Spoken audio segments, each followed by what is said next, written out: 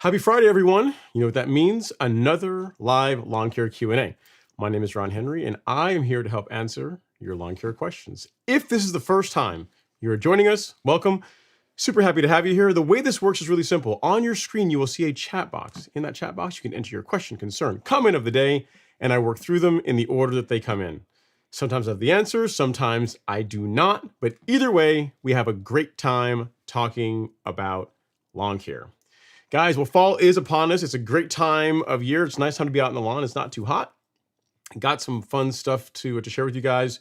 New knowledge base, new blog posts on winter lawn care and getting your lawn ready to do well as temperatures get cooler. So I'm going to be sharing that with you guys. And then also some cool pictures from some folks, some custom golf wedges, courtesy of Robert Rainey, and lots to get into. Should be a fun time. Definitely feel free to get those questions queued up so we can have a fun and engaging show. As always, we're coming to you guys live on YouTube, Facebook, Instagram, and Twitter. For those of you guys that are on Instagram, you guys aren't going to be able to see what's happening on YouTube and Facebook, but you guys still should feel free to be part of the conversation. Drop your questions, comments in there, and I will work through them in the order that they come in on the gram. So awesome. Hopefully everyone is doing well. I'm really enjoying the weather this time of year. It's a good time of year to be able to work in the lawn. All right, so to start things off, we have a super chat, and it starts with Mr. Archie Amos. I want to get that taken care of first, and then we'll dig into the other questions. So Archie Amos setting the tone for this week. Let me see if I can find you here, Archie. I think you did. Yep, there it is. Super chat received. He says, "Let's go, LG. Raise me. You guys are playing with fire. Don't summon him. Don't do it." Thank you so much, LG. I really do appreciate the super chat. Thank you for all the love and support. And he does have a follow-up question, which is, evening, young man. My question is, can fescue be plugged like Bermuda? In general, Archie, people don't typically plug fescue as a way to establish the lawn. The thing with Bermuda, right? Comparing fescue to Bermuda, Bermuda spreads pretty aggressively. So if you take a plug from an area of your Bermuda lawn and use it to fill in a bare spot, the area that you took it from, the surrounding Bermuda will fill in, and the area you're transferring the plug to, the Bermuda will spread. Fescue is not really that way. It's more of a bunching grass. So I guess if you had like fescue growing somewhere that you didn't care about, that you didn't care that you were leaving a bare spot and you have like a small area, I guess you could transfer a plug there. But as a way of establishing a lawn, not really. It's not really the way to do it. Most people tend to just use grass seed to fill in bare areas when it comes to fescue and other cool season grasses versus plugging like we do with Bermuda and zoysia. So like always, the best answer is it depends, but in general, people don't use plugging as a way to establish a fescue lawn. So I hope that helps. Great question. Thank you so much for the super chat. Really do appreciate all the love and support. Setting it off, getting the end of September started off right. And again, man, it's if you have any other questions, feel free to let me know. It's been a while, man. Archie, you've been quiet for a while, so it's good to see you back here in the live stream. I'm sure you've been lurking, but I just haven't seen you in a while. So glad to see that you're doing well. All right, so here on Instagram we got T Crowder, De Jose, Rocket Scientist. Hopefully you guys are doing all right. And here on the YouTube we have Colin Potter starting us off. He's saying, "What up, Ron? Happy Friday as usual. Fall is upon us." It is. It's a great time of year. So guys, here's the thing with fall, right? As I said earlier, it's a great time to get out in the lawn because it's not too hot. On some days it may get in the low 80s, but for the most part, we're dealing with temperatures in the 70s. If you're in Northeast, in Georgia, in the Georgia area. If you're in Texas, it's probably still hot, but for the most part, the weather is more mild. The grass still looking good. And it's a great time to be out working in the lawn. The thing with fall, this is the time when you set yourself up for a great spring. So a lot of the practices you do as far as getting your pre-emergent out, you guys know I've already been beating that horse to death. I've been telling you guys get your pre-emergent out. So if you've not done that, get that done.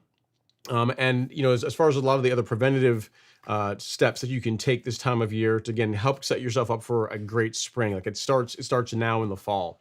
To that end, Colin, I'll just use your comment as a good segue into that.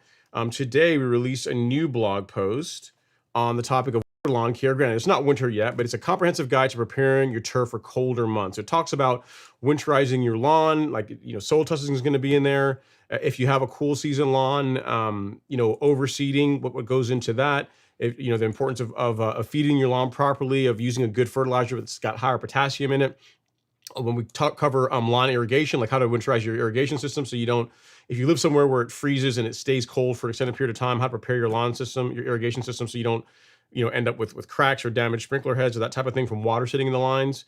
And obviously, keeping pests away, using a good fungicide to prevent lawn diseases. So it's a pretty comprehensive guide. It took a while to put this together, but I wanted to get it done a little bit early because really, even though it's considered a winter guide, like a lot of what's in there, you'll start now. For example, we are today, September 29th.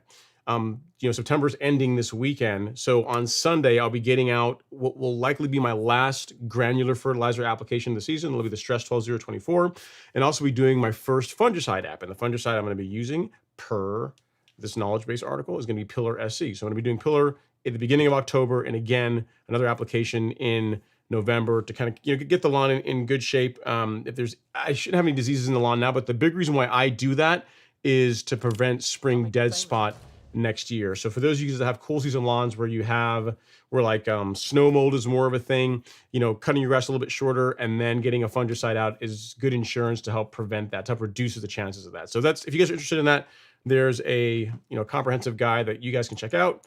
You can share with friends, family, anyone that you think is serious about keeping their lawn looking as good as possible. It's the pinned comment in the chat, but I will also paste it here as well. And for any of you guys that are watching after the fact, if you're watching the live stream like tomorrow, it'll be the pinned comment on YouTube, and it'll also be in the description. So you guys should be all squared away. And I'll actually put it here so folks on Facebook can see it too. Good. Everybody's got it. Everyone's got the new blog post. Okay, so next up is Mr. Mark Romano. I think Mark hails from the state of Hawaii. Hope you're doing well, Mark. He says, time for lawn mow the lawn. Let's go. Thank you so much, Mark.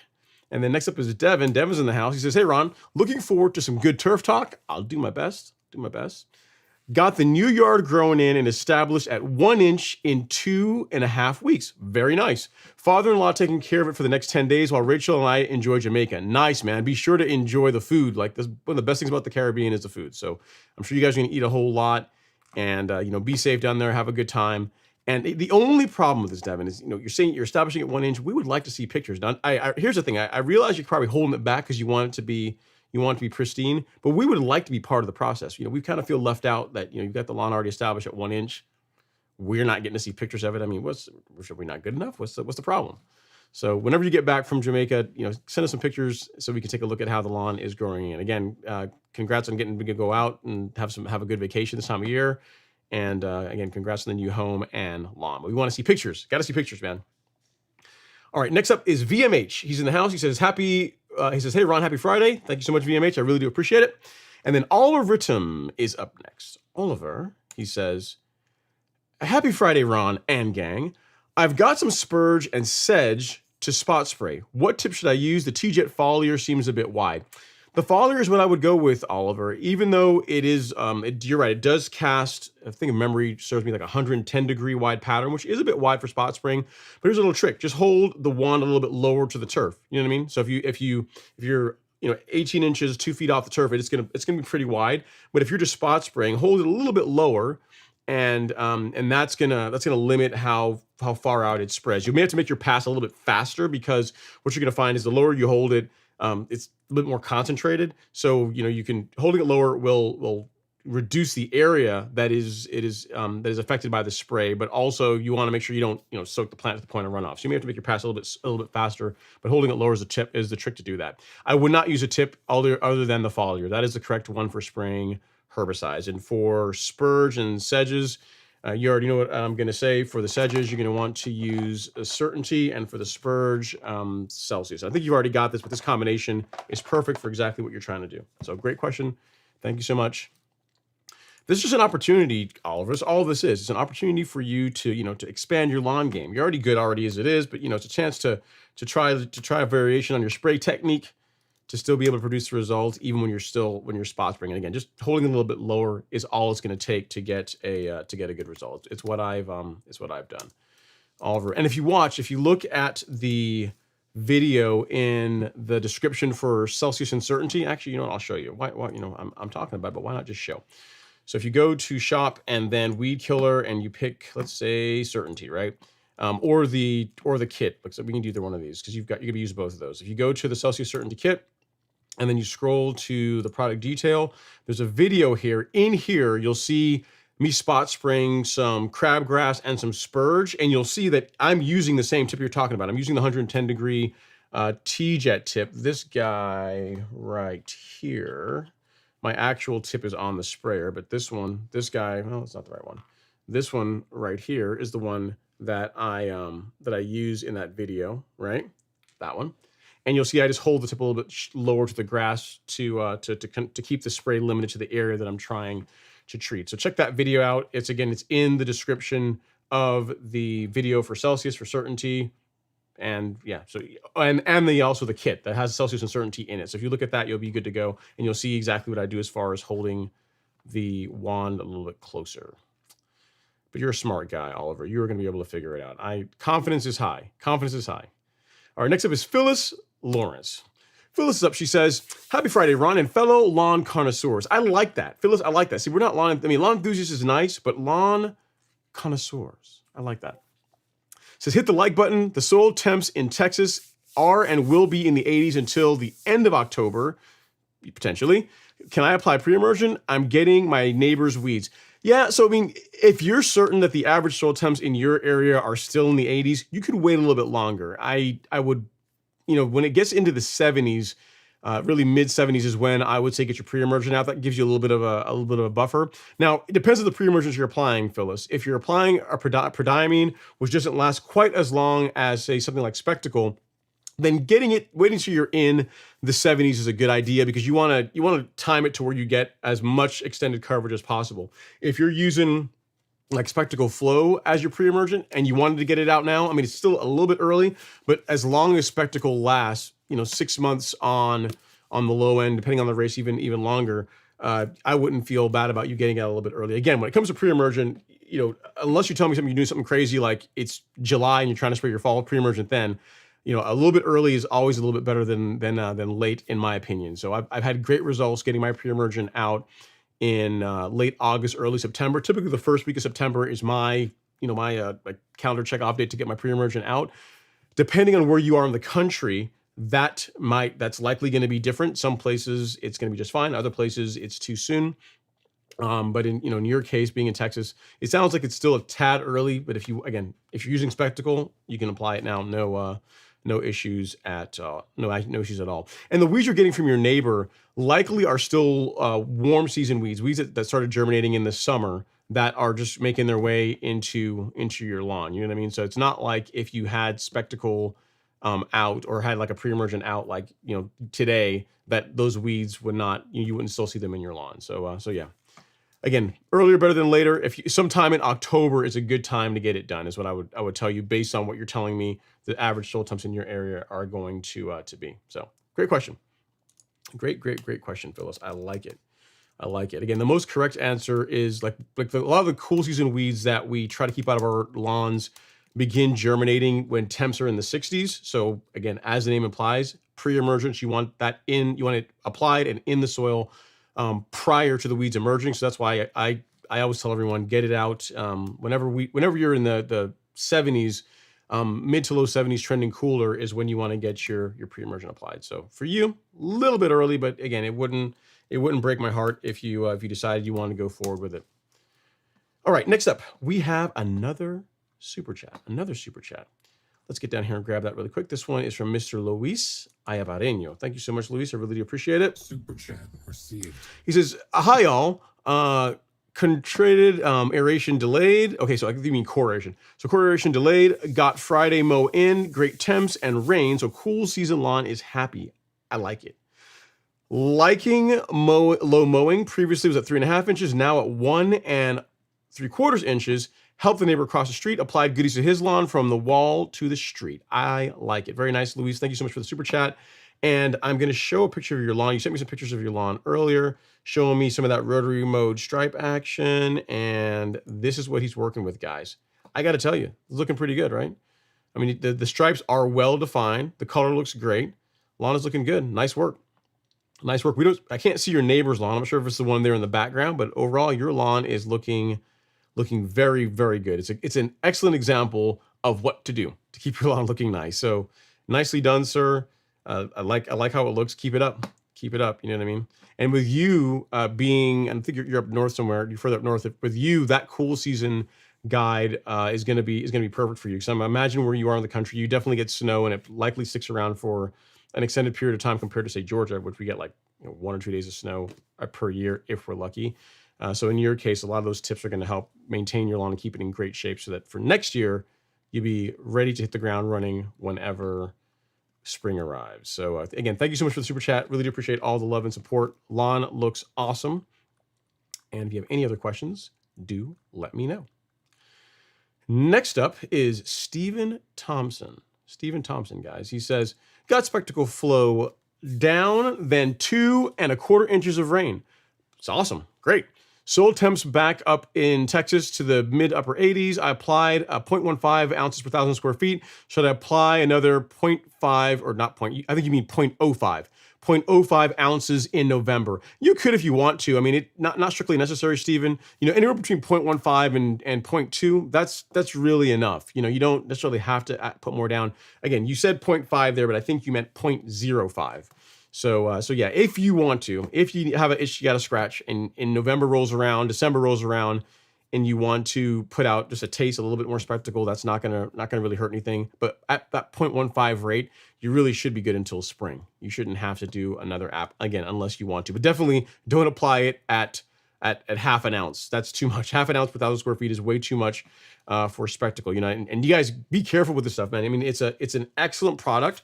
But a little bit goes a very long way. I got an email from a viewer.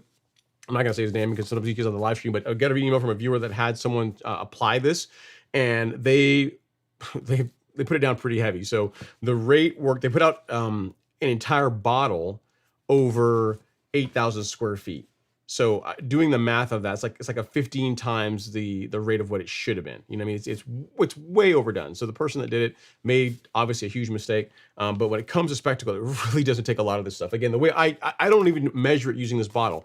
I have an old Primo bottle, and literally I take like this is like my actual bottle of spectacle. There's probably like that much left in it. I take this and I have one of these bottles in the garage. It's all marked up. It's got spectacle floating all over it, taped all over it. And I use this to measure out how much of the product I use because it takes so little for, of this product, especially on a residential lawn. So just something to keep in mind. If you're going to use this product, it's an excellent, excellent pre-emergent. Doesn't really get much better than spectacle flow for warm season turf, especially when preventing poa annua is what you're after. But you have to double, triple check the label, make sure you are applying it per the rate. So again, Steven, I'm pretty sure you meant 0.05, but like something like that, if you told someone to spray it for you and they did half an ounce per 1,000, that's way too much. It's way too much. So just really be particular about your application rates, and read it a second time, and then read it one more again before you go out and spray. You can always put more down, but you can't really take it up once it's put out. So good stuff. Great question. And again, it's really up to you whether you want to do it or not. I leave it up to you, Steven. Next up is Jackie Bear. He says, have an excellent live stream, brother. We be lurking. Well, here's the thing, Jackie. I mean, if you announce your presence, it's technically not lurking, but I get what you're saying. I see where you're coming from. I get it. All right, let's see. We have here on the gram. Who else we have coming in? We have Killaroo in here.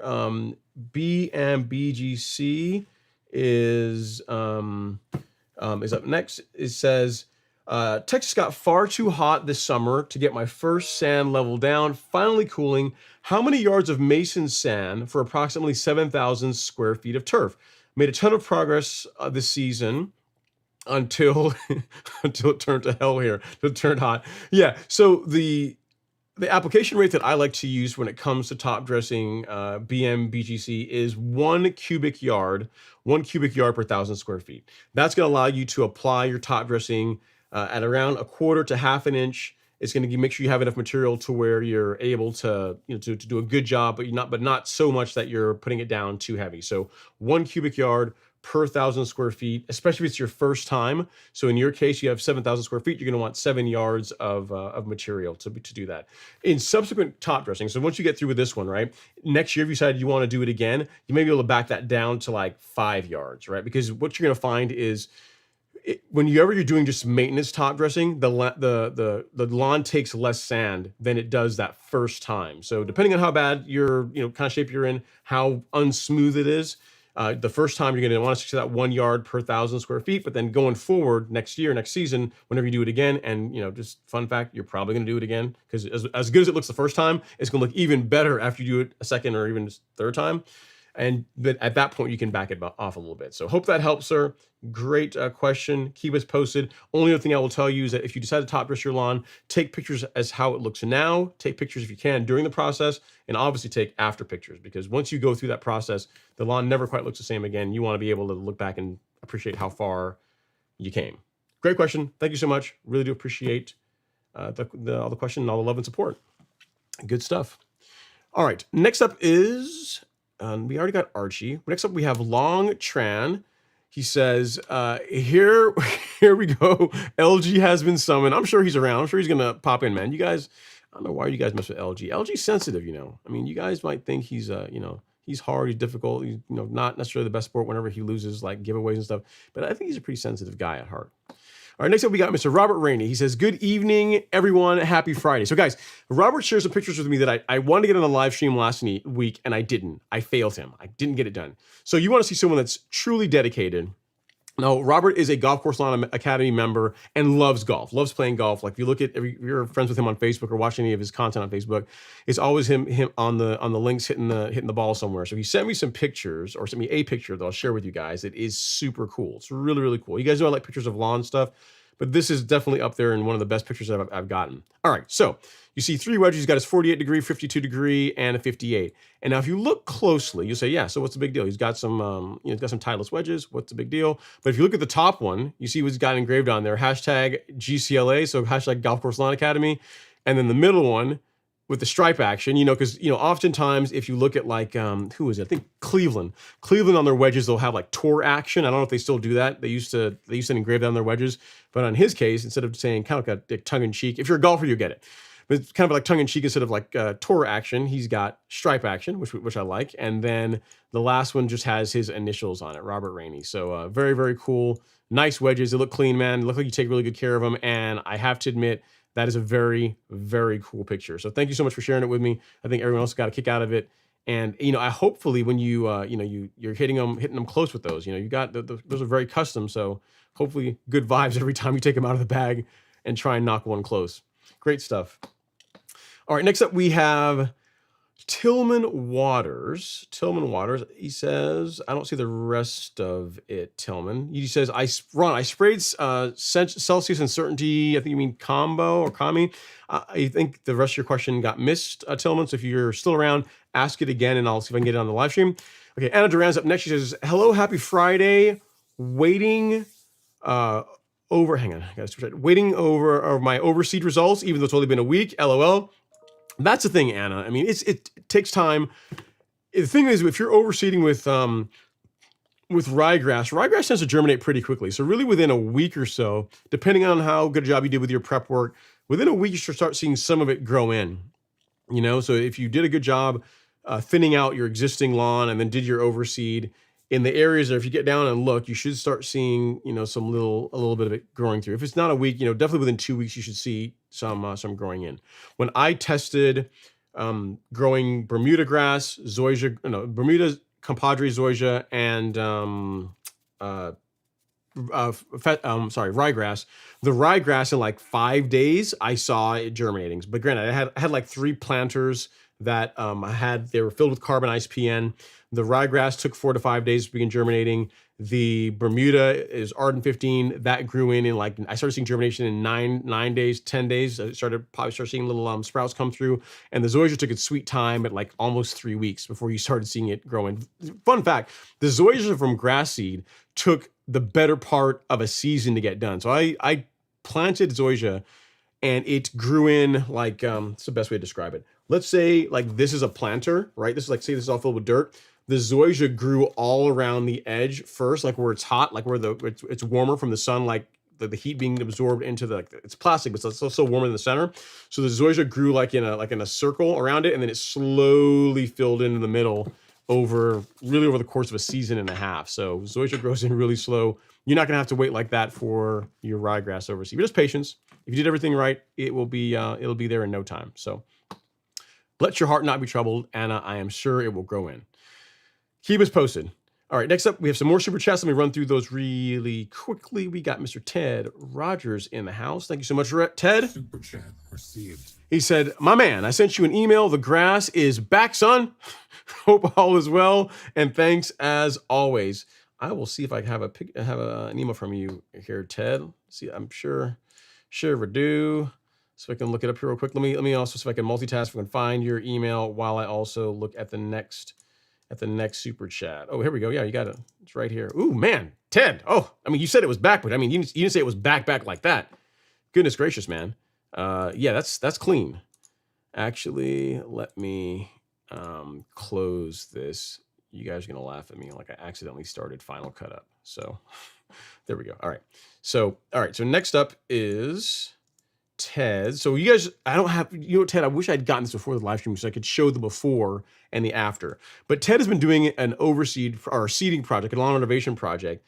And I got to tell you, man, this is fire. Nice. This looks, I will tell you, I love Bermuda grass, right? Don't get me wrong. I love Bermuda, love zoysia, but cool season grass color, man, is something insane. Look at that. Look at that. That fescue is growing in very nicely. Very, very nicely. Nicely done, sir. I see you still got a few bare areas here and there, but it's looking good. Color looks great. Lawn is looking awesome. Keep up the great work. Looking fire, man. Thank you so much for the super chat. I really do appreciate it. And then next up we have Mr. You know what? What did I do here? Archie is a show sponsor. I didn't mess this up. So Archie is a show sponsor. I never put him on here, and I've gotten like 2 other super chats. So we're gonna have to do this for a while.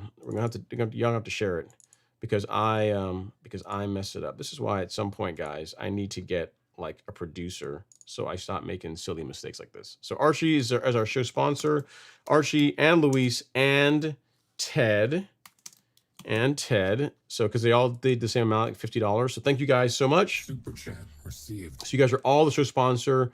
And Ted is saying it took 27 days. So 27 days a month and from the time you started the project, and it looks like this. And here's the thing you got to realize, guys. If you guys are regulars on the live stream, this was not easy. It wasn't easy sailing. You know, Ted was all excited with his buddy out there doing the prep work, getting the lawn done, getting the seed down. And then, the dreaded email came in saying, hey man, I got a bunch of rain. It's all washed out. It's no good. This is it. I'm gonna throw my hands up. It's not going to work out. And then we move through that, and here we are with the lawn looking incredible. All that in the space of under a month, and it looks like that.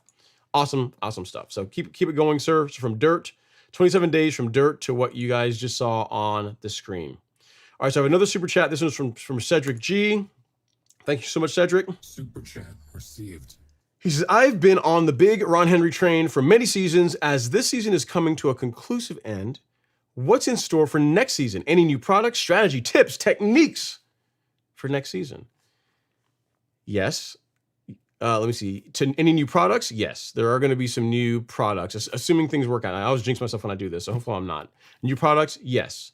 There's some stuff I've been testing quietly, and I like the results I'm getting with them. So there likely will be some new products next year. Who knows? I might start talking about them here a little bit sooner before next season. But yeah, there'll be products. Yes. Strategy. That's a good question. I know what works as far as what produces a great result for Bermuda grass on my lawn and on several other people's lawns. It's one thing to do something that works for you, right? But it's another thing to be able to take your approach, share it with other people, and they're able to replicate it, Cedric. And for the most part, I like where the program is. With the pre-emergent program, the insecticide, fungicide program, like the preventative controls, I really like where those are, and I don't really see a whole lot of reason to switch things up too much. The only thing that might change next year in the on the calendar for the Golf Course Lawn Academy folks is on the insecticide applications. Normally, I've been telling everyone just to do one, but we may change that. But for the most part, yeah, I like where it is, and that's the way it really is supposed to be. Once you get better at anything, it starts to get boring. But really, it's just doing the work, right? It's doing it's the constant grind, the consistency on your mowing, on your turf raking, on your verticutting. Next year, what'll happen is next year I will likely top dress. I didn't top dress this year. Next year, top dressing is in the card, so that's gonna be something you guys will get to see. I'll definitely film that. There'll be some fresh content. But ideally, outside of the products that you guys will get to see eventually, it's gonna be more of the same. You know what I mean? If I find ways to make it better, obviously I'll let you guys know. But I mean, what we're doing right now, I think works fairly well. So, not a whole lot of reason to change it up too much. And yeah, So thank you so much for the super chat. If you don't mind, Cedric, I will I'm gonna have Archie, Luis, and Ted be the show sponsor for another 10 minutes or so, and then I'm gonna swap you in because I messed up and I didn't put them, their name in lights for whatever it means to them, which I know it does mean something. So if you don't mind, I'm gonna let them be the show sponsor for a little bit longer, and then we'll swap to you because I know you do have the highest super chat. So we will fix it. Thanks so much. Great question. I'm glad to hear you're getting great results with the program. And overall, man, that's the way it is. Whenever what do they say? Whenever you're doing something, the difference between someone that's a novice and that is moving away from a novice, right? Is that a novice does something, or someone that's brand new does things until they stop making mistakes so they can get it right, and then someone that is more established, it's harder for them to get it wrong than get it. It's harder for them to get it wrong than get it right because they've done it so many times. So it's just reps. That's what I would say, Cedric. Because even what I teach, right? What is every lawn is a little bit different.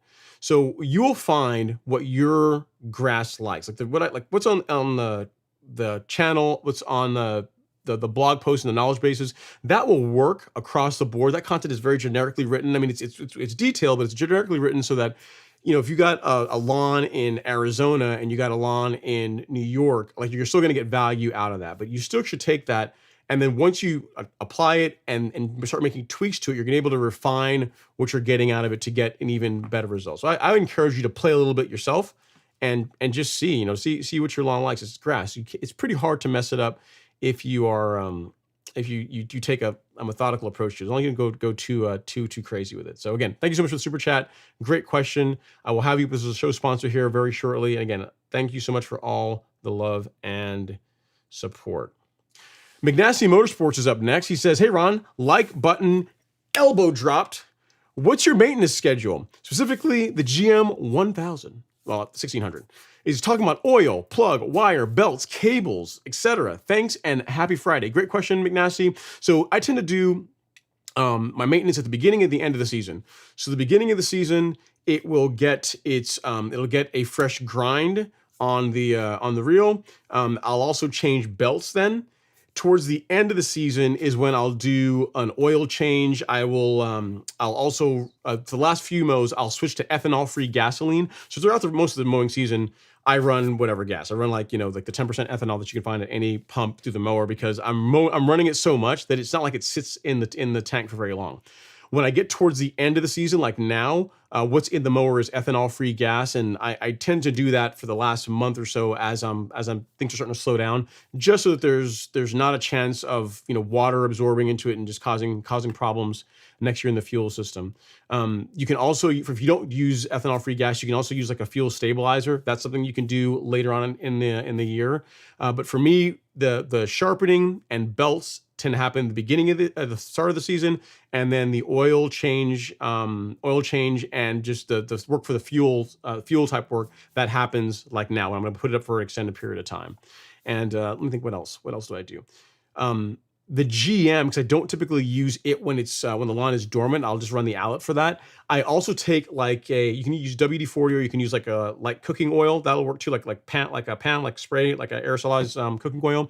And you can spray the reel and bed knife once you're done. You can put them over for a while. You can do that. Put a light coat of oil on it just to help prevent rust, that type of thing, and then just call it good. Put it away. I mean, probably the most important thing out of those is to not leave, I think anyway, is to run like ethanol-free gas in it, so you don't attract water into the fuel system while the mower's sitting there for months and months and months. So yeah. Outside of that,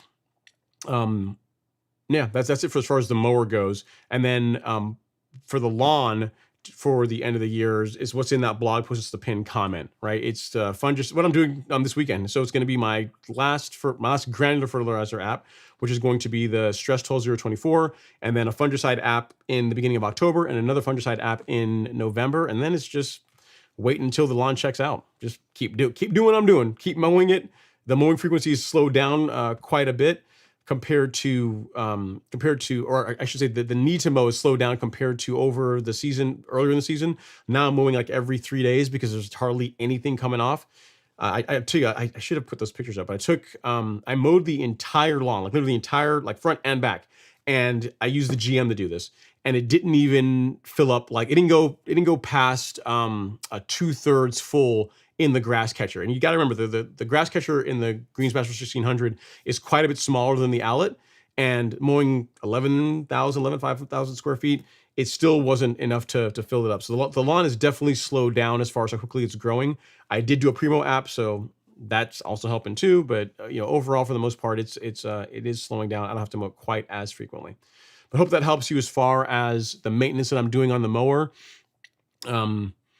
I'm trying to think, what else do I need to do? That's about it. Actually, no, you know what else? There's one more thing. If you guys saw the video that I posted, I don't know, maybe 2-3 weeks ago, the pull cord on my GM needs to be replaced. It's getting a little bit frayed, so I'll get that done this, whenever I'm putting it up for the season as well too. So I have not gotten that done yet, but it needs a new pull cord. That'll happen.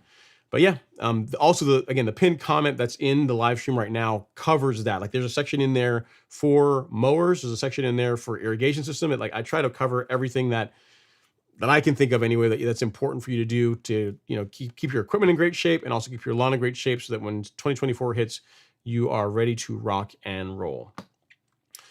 All right, next up we got James Kelly. He says, "Hope everyone is having a fantastic Friday." It's not bad, James. I can't complain. And then next up is Jim Schmid from Florida.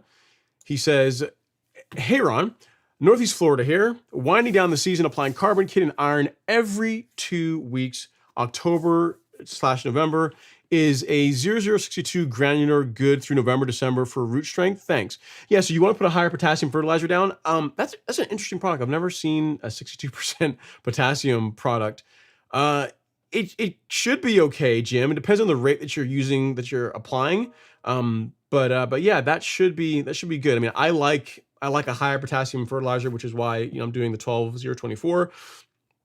That should work okay. I'm not familiar with that product. I don't know the formulation or anything like that, but as long as you're being sensible with the application rates, that is along the lines, like a higher potassium fertilizer is what I would use to shut the season down. That's what I find produces good results without causing a bunch of headaches for myself next year. So yeah, and good job on the carbon kit and iron. Sounds like a plan, man. Appreciate it. All right, so let's fix the super chat. I want to make sure I don't forget here and get Cedric in the house. So Cedric G, there we go. Thank you so much, Cedric. Your name in lights for whatever that means to you. Appreciate all the love and support. You are now the show sponsor. All right, next up is Tillman Water. He is back with the complete question. He says, Ron, I sprayed a combination of Celsius and Certainty last Wednesday. When should I start watering? You could have watered the next day if you wanted to, Tillman. So if you did Celsius and Certainty, and you didn't say surfactant, but I'm assuming you also did this with it. If you use a little bit of surfactant with that as well, if you give it, you could really water the following day. If you give it 2 days, even better, then you're definitely good to go. So if you sprayed last Wednesday, you should already be watering again and mowing the lawn. You're absolutely good to go. Like, you should be doing all the normal things that you would be doing. That's more than enough time. Again, especially if you use surfactant, you really could have run irrigation the following day if you wanted to. So good. Hope that helps. All right, next up is Devin. He's back. He says, also, I just snagged a soil test from the golf course lawn store. Appreciate that, man. That's awesome. Nice. Planning on testing when I get home. Excited to see what I need and how my initial grow-in program worked nutrient-wise. Okay. Very, very cool, Devin. So you're trying to measure out, so you didn't tell me what you put down. See, this is the problem. Devin I think he's secretly pretty competitive, guys, because he told me about the lawn being established. I know he did Essential G, but I'm not sure what else he's been putting down. I'm sure he's probably got some secret sauce they use in the golf course that he's not sharing with us because, he's trying to get all set up to where whenever we do the next stripe action competition, that he's going to be ahead of the curve. So I get it. You're not, it's like we're friends, but when it comes to like grass, you gotta hold some stuff back. I get it. All right. And yeah, definitely let me know as far as what your soil test results look like, Devin. Again, the best part, literally the best part about using the My Soil test kits is, one, the results are easy to read, but also it's saved. So like if you do a soil test now and then you do another one in the spring, like being able to overlay your fall test from 2023 over the spring test from 2024 is sweet, because you can see, as far as determining the trends in your lawn, in your soil, it's really easy with this because they make that available. It's like something you just get for free along with buying the soil test kit. So great reason to use the My Soil test kits. All right, next up is let's see what we got here.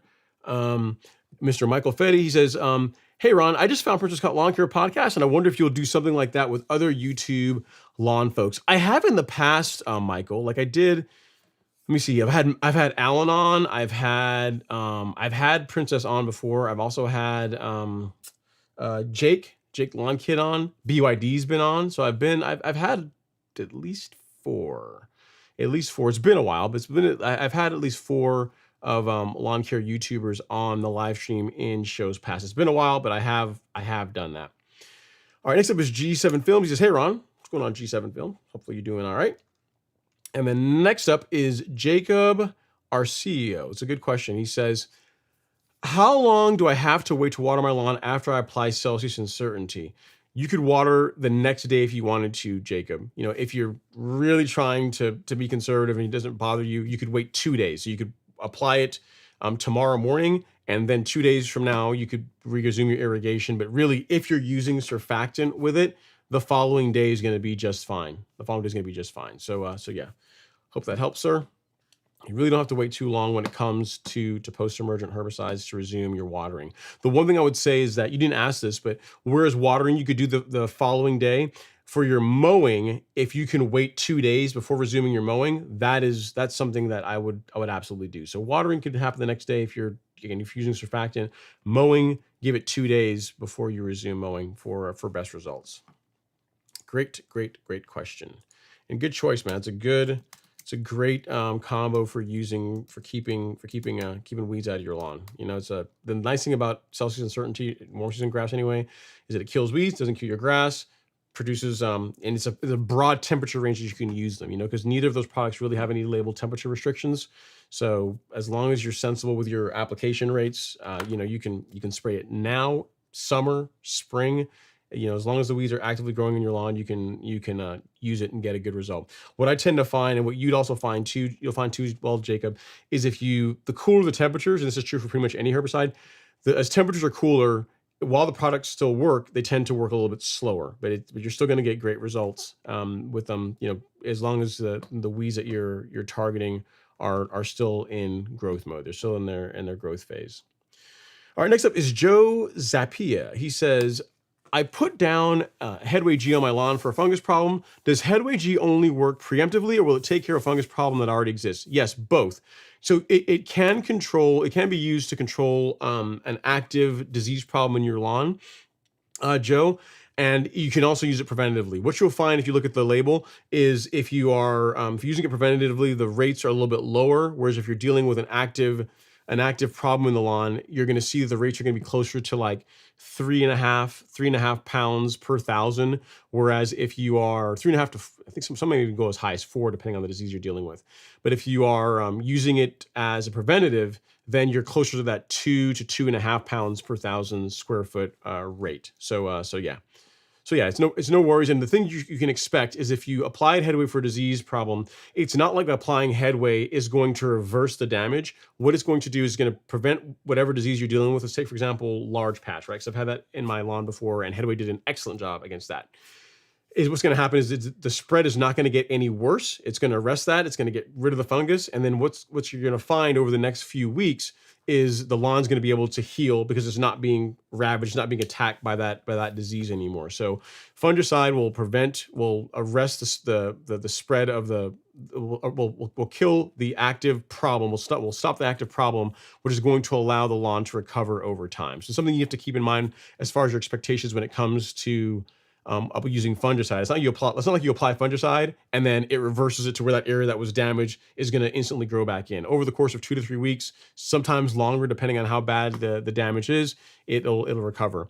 So the thing I'd also tell you is, when it comes to applying fungicide, especially for an active problem, you're going to want to do a second app. So if you did one now, really 21 days, at most 28 days later, you're going to do another application of Headway. And that should put you in a really good place to where you shouldn't see a relapse of that particular problem in the lawn. Again, assuming the conditions that also caused it, you're not still doing that kind of stuff. So hope that helps.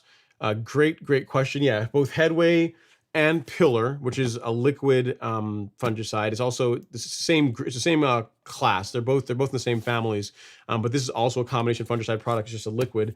They can be used to correct an existing problem, or they can be used preventatively. So great question. I like it. All right, let's see if we have anyone here on the gram. Nothing. You guys are just lurking. All right, great. It's a good question here. So one from Real Hopeful 2 says, when is the best time in the fall to stop fertilizing? Depends on where you are in the country. Me, Northeast Georgia, my last granular fertilization app is going to be this weekend, more than likely on Sundays when I'm going to be doing it. If you're in South Texas, if you're in Arizona, if you're in Florida, you're going to keep feeding the lawn. I mean, if the grass is still actively growing, if you're somewhere where it stays hot for a lot longer, like Florida, especially like beneath I-4, or if you're again in Texas, Arizona, the parts of the country that tend to stay hot, you might be feeding the lawn into maybe into November. It really depends on what the weather is like in your area. But I tend to shut down my granular fertilization apps now. So like October 1st is when I'll do my last granular, and then liquids, I just kind of play it by ear, seeing how the lawn's responding. If it's starting to slow down, it's starting to check out, then I'll pull the liquids out of it as well too. But the granular for me in Northeast Georgia, October 1st is when I do my last one. And as far as the product that I use is the Stress, the 12024. So this guy right here. You can't see it, but I'll link it for you in the chat. Well, nope, that's the wrong one, wrong category. Lawn fertilizer and this guy. This is what I'm going to be using to end the season. So I'll send you a link to that if you're so interested. Real hopeful. That is what I will be putting down in the lawn this Sunday. I've already got my bag. It's just sitting there in the garage, ready to go. And I'll be doing that. And then obviously the carbon kit. And then after I've done the granular and the carbon kit, my first application of Pillar SC will go down. So yeah, that's my plan for this weekend. That's the plan for this weekend, man. That's what I'm going to do. So hope that helps. And again, depending on whether you are in the country, you know, October, November is a good time to plan your last your last granular fertilizer app. Liquids you can go a little bit longer if you want because the rates are a lot lower. But granular I tend to stop in October. All right. Thank you so much for that question. I really appreciate it. All right. Next up is Zach with the Daily Driven Focus ST. He says, happy Friday, Ron. 1 month update from the 50/50 rye Kentucky bluegrass in the inbox. It's been heavily fed and biostemmed. Biostem, is that a thing? Heavily fed and biostem. Let's see if I have an email from you. Focus ST. I do. I found it. Oh man, that's looking good. The color, man. You what? I gotta tell you, this time of year, cool season folks, man. You guys are bringing it this time of year with the color in your lawn. This is you know what? Actually, I'll create a new folder for this so I can find your pictures. All right, yeah, you guys are bringing it, man. The color looks awesome, Zach. So you did half rye and half KBG. So picture number 1 is that color looks good, right? Not bad. Not bad if I say so myself. But then picture number 2, also the color looks nice as well. Really, really good. So 1, 2, 1, and 2. And you guys would remember that Zach, much like Ted, established his lawn via a seeding project. Like Ted, he also had like heavy rain and was like, you know, brimstone. It's all gone. It's all gone to pot. The lawn's not gonna grow in, and it's looking really good, man. The color looks great. Nice work. I got to tell you, this is one thing. Cool season grass this time of year absolutely shines. And guys, gals, if you guys are enjoying the live stream so far, if you guys would not mind hitting that like button ever so gently. We've got 90 people in the live stream, only 56 likes. This hurts my heart. It's painful. You guys can help me out here, right? You guys can hit the like button ever so gently. It's a free way to support the channel. Sends good vibes to YouTube. Gets more folks to come and hang out with us lawn care connoisseurs. And if you guys would do that, I'd really appreciate it. Tonight's beverage is Arnold Palmer.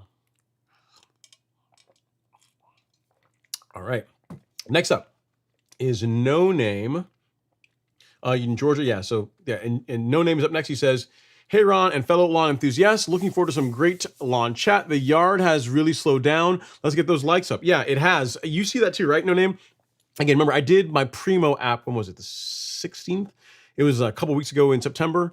Maybe not last week before. And it's definitely, the brakes have definitely been pulled on as far as how quickly the lawn is growing. It's slowed down a lot, which is kind of nice. You know what I mean? It's like I don't have to mow quite as often, and the color still looks pretty good, and it's good. It's gonna be a fun time. And now is when I gotta be careful, right? Because here's the thing now for those of you guys that are in Georgia or your lawns are starting to slow down.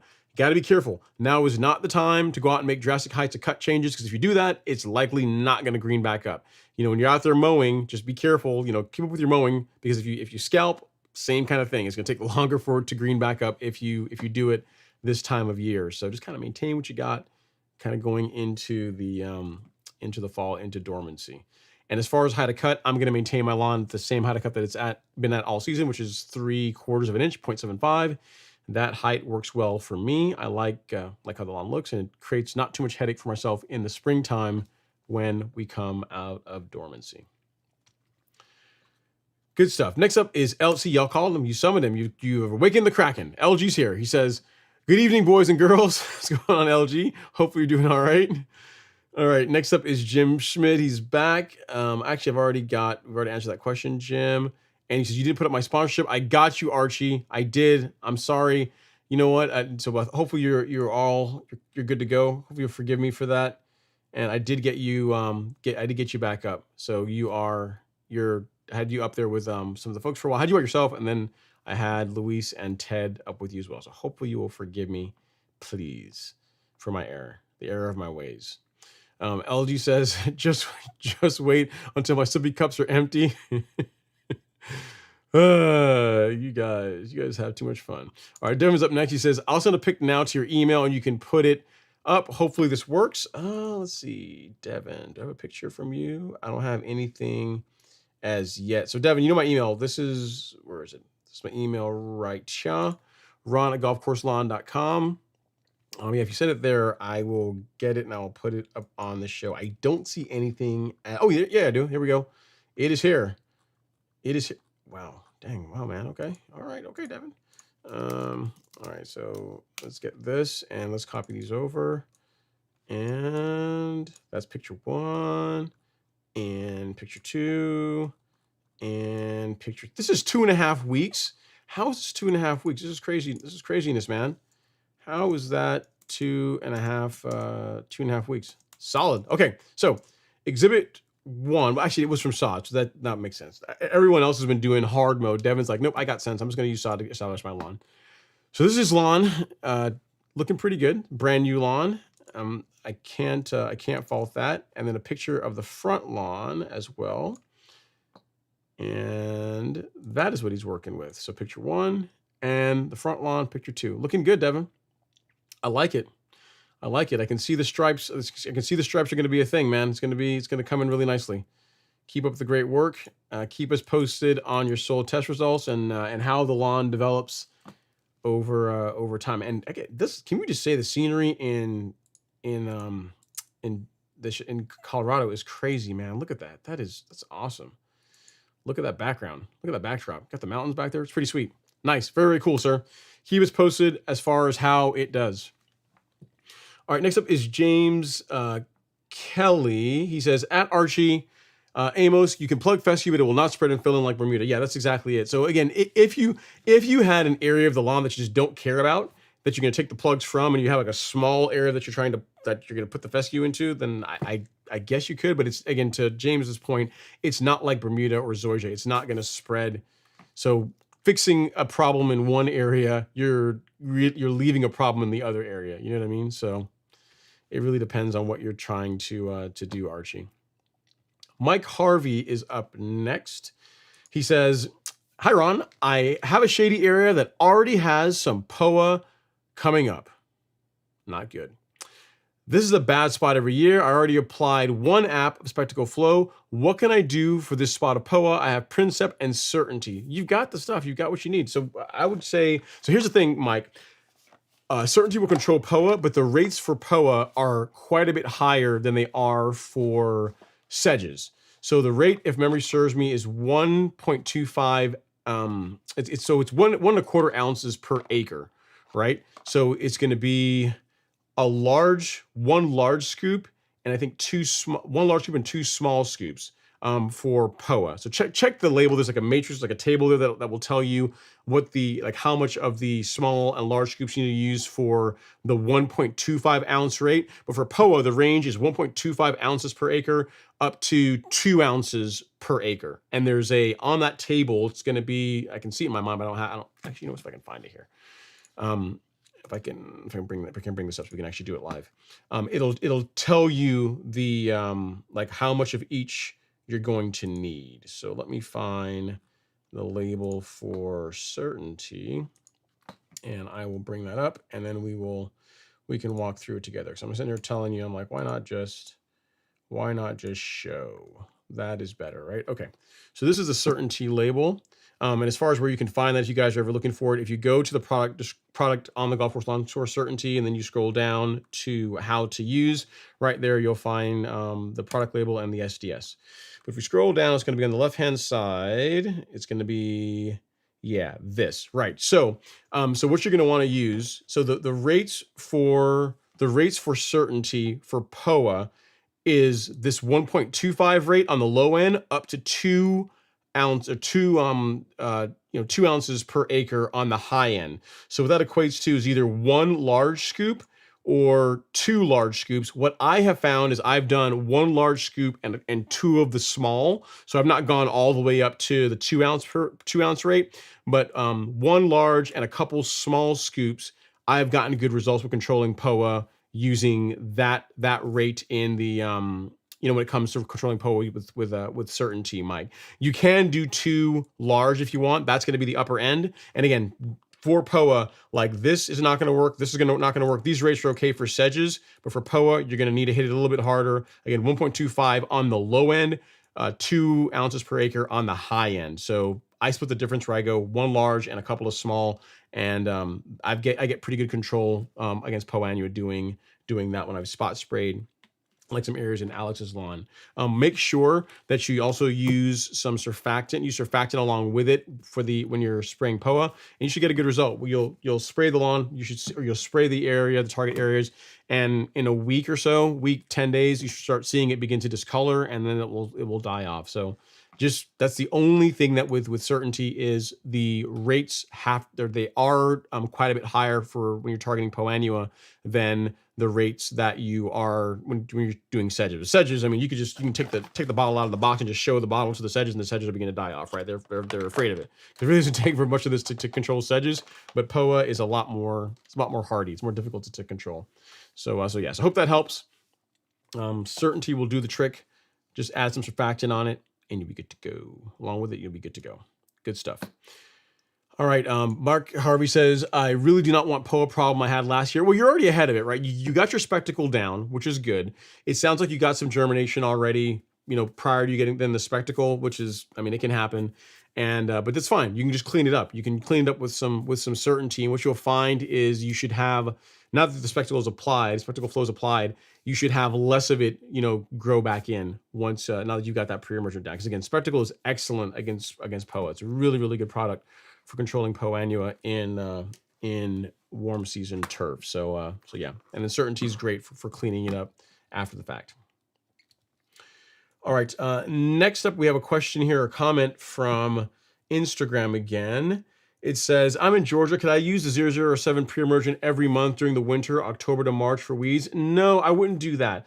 So that's going to be a bit too much. Real hopeful. I mean, obviously it depends on the rates you're using, but the active ingredient in that 007 is prodiamine, and really a good application of that per the label is going to last, I mean, they say 4 months, but really like 3 months. So if you did an application, say the beginning of September, and depending on the rates you used, if you wanted to do another one like in November, December, like December's time frame, I wouldn't be too upset about that. And that's going to do a pretty good job giving you reasonable control against winter weeds and against POA until the springtime when you switch to your next pre-emergent. Keep in mind though that prodiamine, excellent product. It's not the best against POA annua when it's just used by itself. You know what I mean? So it's definitely gonna be better if you than doing nothing, but it's not gonna have the performance of like say something like Spectacle Flow, or even if you took prodiamine and you made the blend of prodiamine, Princep, and Image and Amaziquin, like that combination approaches the control of Spectacle for POA. But it's more work. It's 3 products. It's more to mix. You got to make sure you blend it all properly.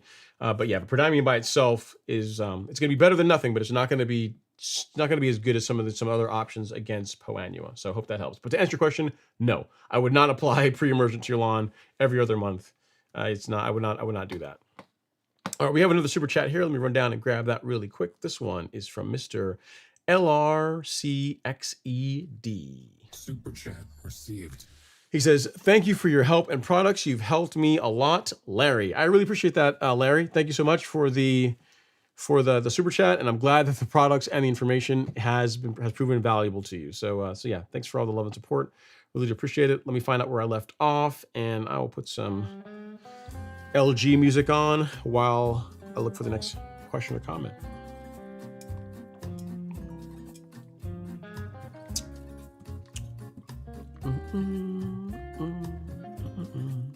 All right, so next we have Sean Murphy. Sean Murphy's in the house. He says, Happy Friday, Ron. I've seen your real grinding vids in the off season. Do you backlap the outlet or Greensmaster in between that during the season? Thanks. The Greensmaster, not so much, because the Greensmaster really doesn't get that much use. It's primarily for use on the front lawn. Here recently, I've been putting on the back lawn occasionally, but for the most part, the Greensmaster, since I got the outlet, it hardly gets any work outside of the 10 minutes it takes for me to mow the front lawn. The outlet, I have been backlapping that monthly. It's super easy to do. All you need to do is I still haven't produced a video of it because the video, I mean, I don't know how much sense it really makes, because unless you've got one, it's not like what you're going to see is not going to apply to any other mower. But for the outlet, literally there is a maintenance mode on the there's three positions on the key. You put it in maintenance mode, hook this special box up to the back of it, this control box, and you press a button, and then the reel spins backwards, and you put your backlapping compound on, and you backlap it, and 5 minutes later, you're good to go. So you rinse it all off, dry it, and you're good to cut. So the outlet monthly is when I tend to do it, and then the Greensmaster, it gets ground at the beginning of the season, and that's it. That just tends to stay sharp. With the GM, what I'll find is that if anything, I may go in 1 or 2 clicks, on the bed bar adjustment screws, and it still cuts paper. So there's no reason to grind it. Because also keep in mind too, like reels are they're expensive, right? So I mean, anytime you're grinding on them, or you're taking material off, you're getting closer and closer to having to replace one. So there's also that as well. But the GM seems to hold an edge really well. The outlet, because it gets used a lot more, is monthly. So hope that helps, sir. Great question. And then next up is Fred Sloan. He says, "Hello, Ron. Is it too late to aerate here in Georgia?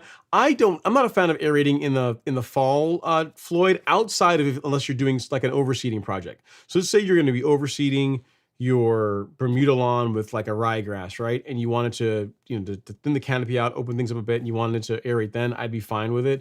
I mean, there's technically nothing wrong with doing an aeration this time of year. I just tend not to, right?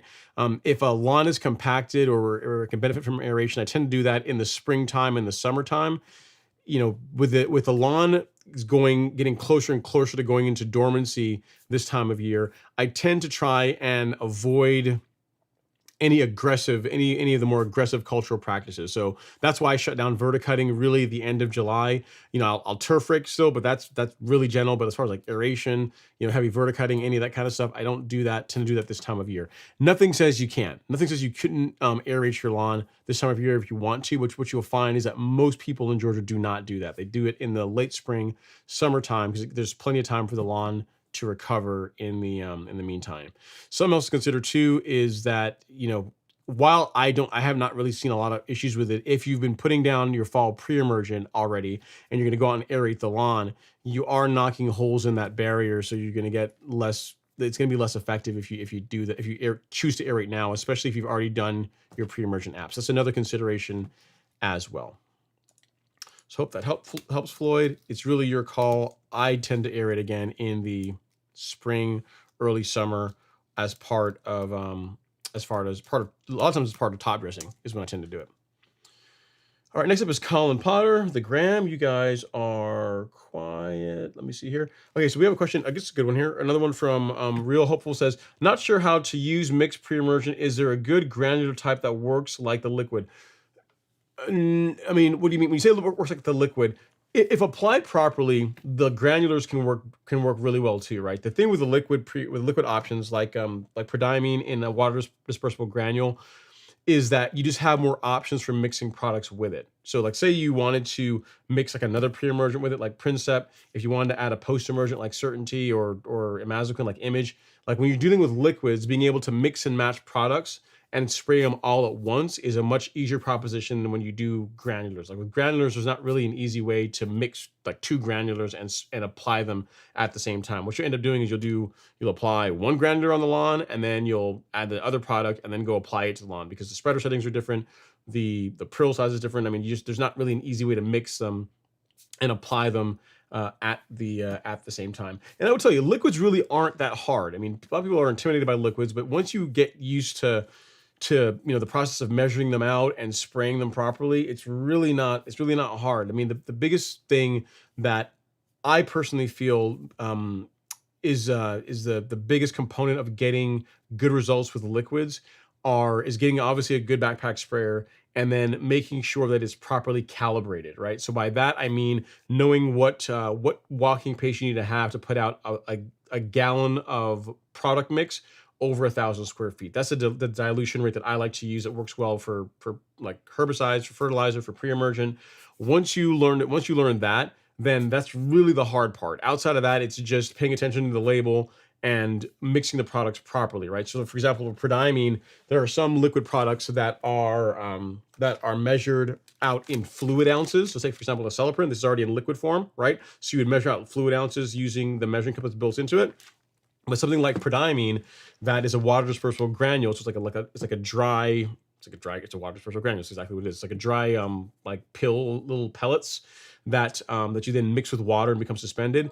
With those, you measure them out by weight, right? So you're gonna need like a scale, and weigh out however much it's gonna say on the label that's correct for your grass type, then add it to the tank and away you go, right? So that's the only thing. You just gotta pay attention to whether the product you're using is a liquid product, already a liquid and it's measured in fluid ounces, or if it's one that is that's measured in like actual weight. So one for volume, and then the other one by like mass, right? So it depends on. That's the only the thing you have to kind of pay attention to when it comes to liquids. And outside of that, you're good to go. I mean, it's a lot of fun, man. Because honestly, if you start using liquids in your program, I mean, the world opens up, right? Like you can start. That opens up the world for you for growth regulator like Primo, for a lot of the liquid biostimulants. I personally feel that a lawn care program works best when you use a combination of granular and liquids for feeding, right? Because then you're able to use the granulars for a lot of the heavy lifting to help, build up nutrients in the soil. And then you can use liquids at lower rates to help smooth out like the peaks and valleys that you tend to get with using a granular program only. So yeah, I think like the two of them working together is a thing of beauty once you get used to it. So I would say, try it out. I've got a video on sprayer calibration, and I'll find it for you because again, it's really not as intimidating as people try and make it out to be. Liquids are not as hard as people think. So here is that YouTube video, and for those of you guys on YouTube, Facebook, and you're saying like, hey, we want to see the calibration video too, it is this guy here, calibration video. And that's the link. So when the stream's over, you guys can watch that. Good stuff. All right, so next up, I gotta scroll back up and find out where I left off. Always the hardest part. Next up, we have Mr. Colin Potter. He says, I'll definitely check out that winter lawn guide. Thanks. You're very, very welcome, sir. And I'll also provide feedback. If there's things about it that aren't clear, things that could be that I could write better, that could be better about it, let me know. I mean, that's the thing with the content, right? It can be edited, it can be fixed, and then I can always use that as input for future content. So I'm always trying to make it better.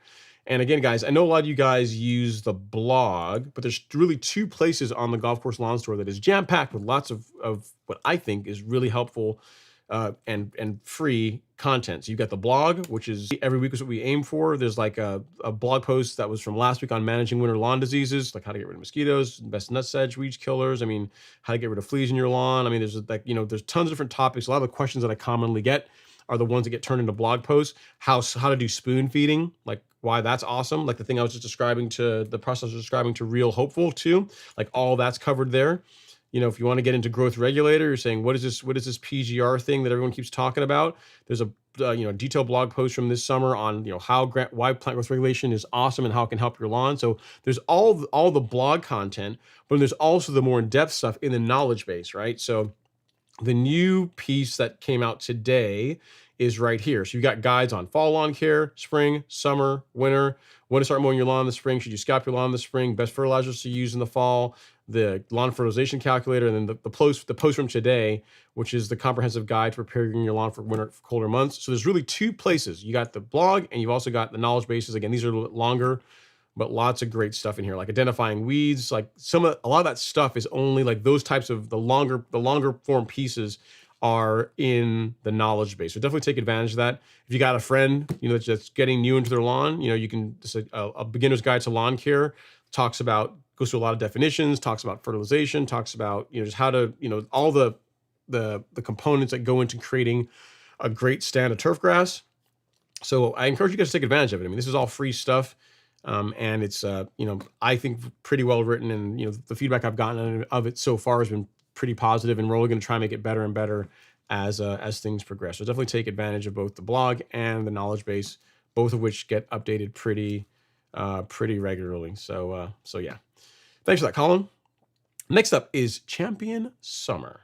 Champion Summer says, "Hey Ron, how do I stop squirrels from digging in my yard? Thanks for any info." I mean, outside of a 12 gauge. So there's not a lot of easy ways to get rid of them.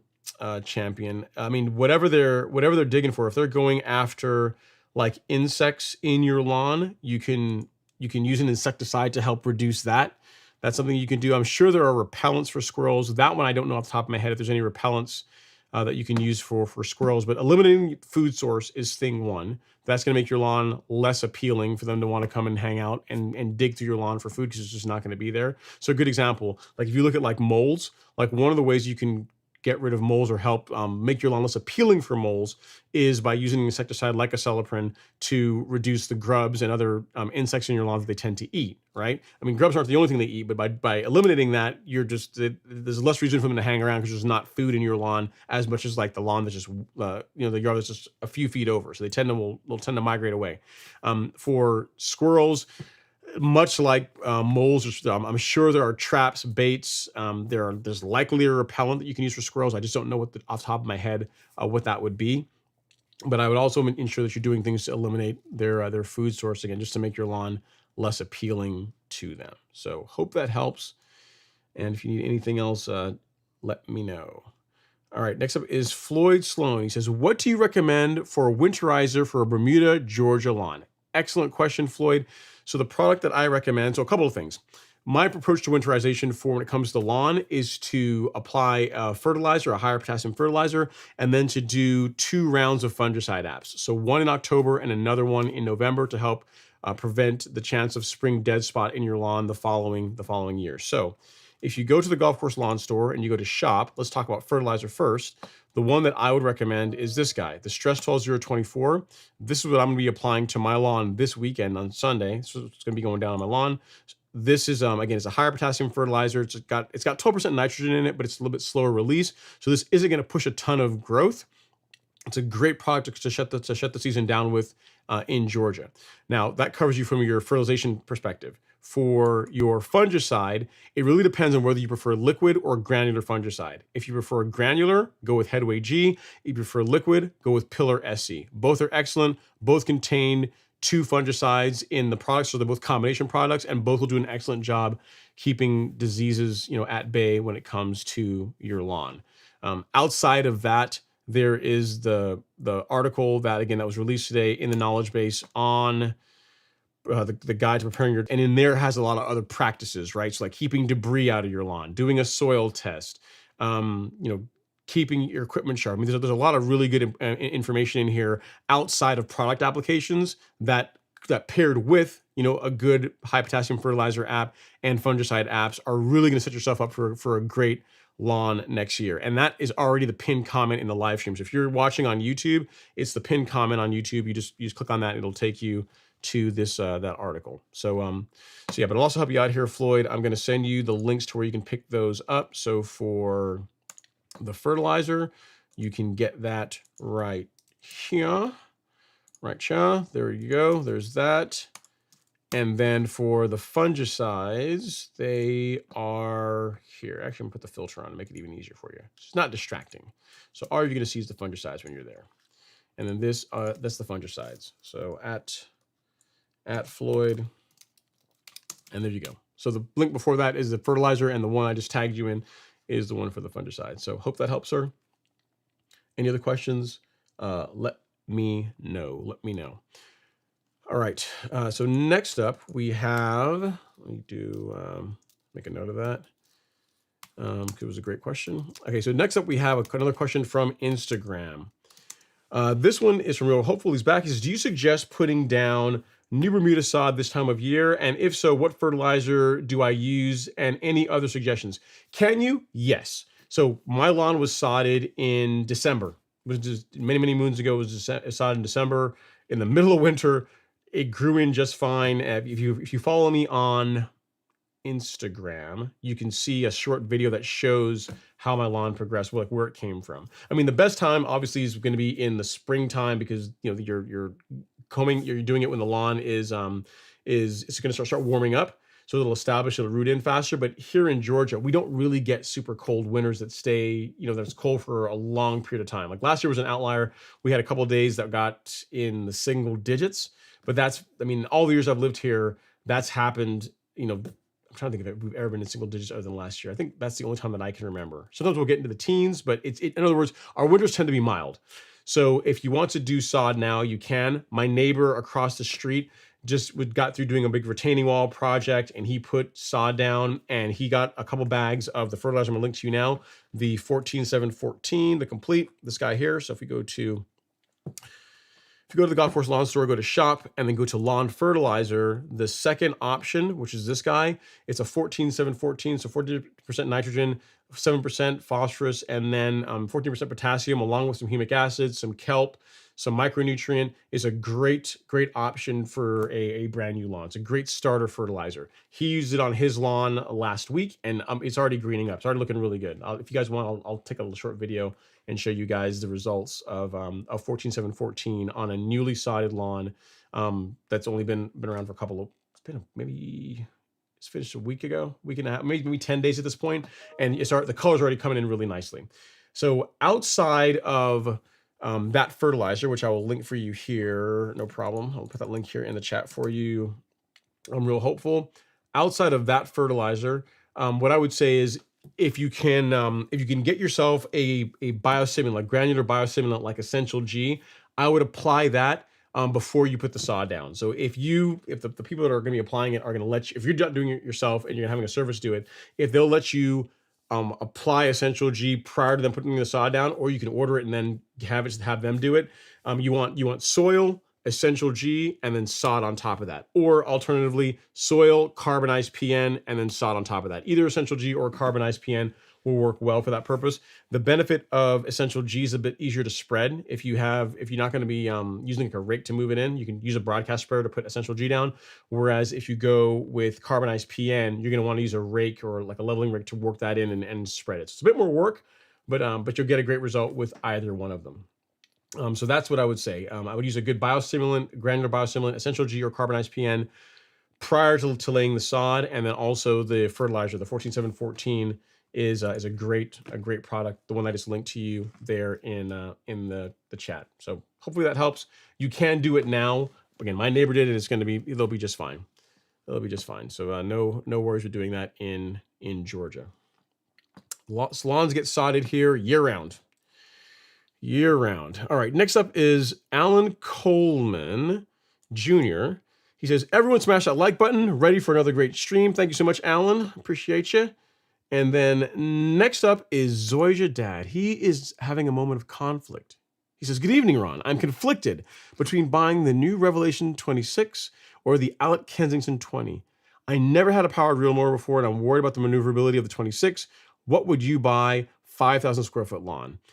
This is a tough one, Zoysia Dad, because the two things are really different, right? You're comparing a mower you're comparing the Revolution, which is strictly a mower, to is it the Kensington a multi-tool? Maybe I'm wrong on this one. I don't know that mower that well, the Kensington, but I think the Kensington also has the interchangeable cartridge system. Let me make sure I'm not talking crazy here. Do they still have the Kensington?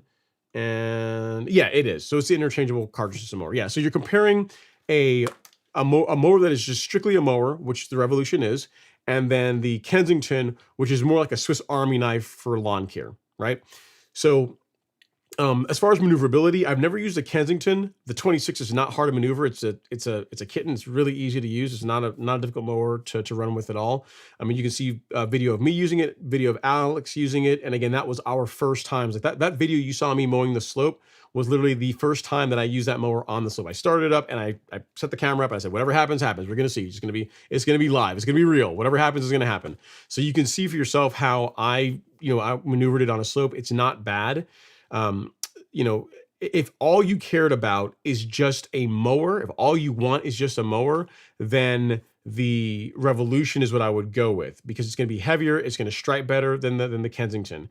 If you're trying to do all the other things, which again, there's a lot of value in that, right? If you're looking to turf rake, then it's really hard to pass up the interchangeable cartridge system that Allet has, right? So you can, with the Kensington, you can turf rake. I believe there's a verticutter for it. Let me look here, make sure I'm not crazy. Yep, there's a verticutter for it. Yep, so that you can verticut with it, you can turf rake with it, and that's an important part. Those are important aspects of creating an amazing looking lawn. You know what I mean? So like if you look at how my lawn looks this year, and really the latter part of last year, and then even this year, it's never looked like that in years past. And the biggest difference is the regular verticutting and turf raking that I've been able to do since I've had the Allet.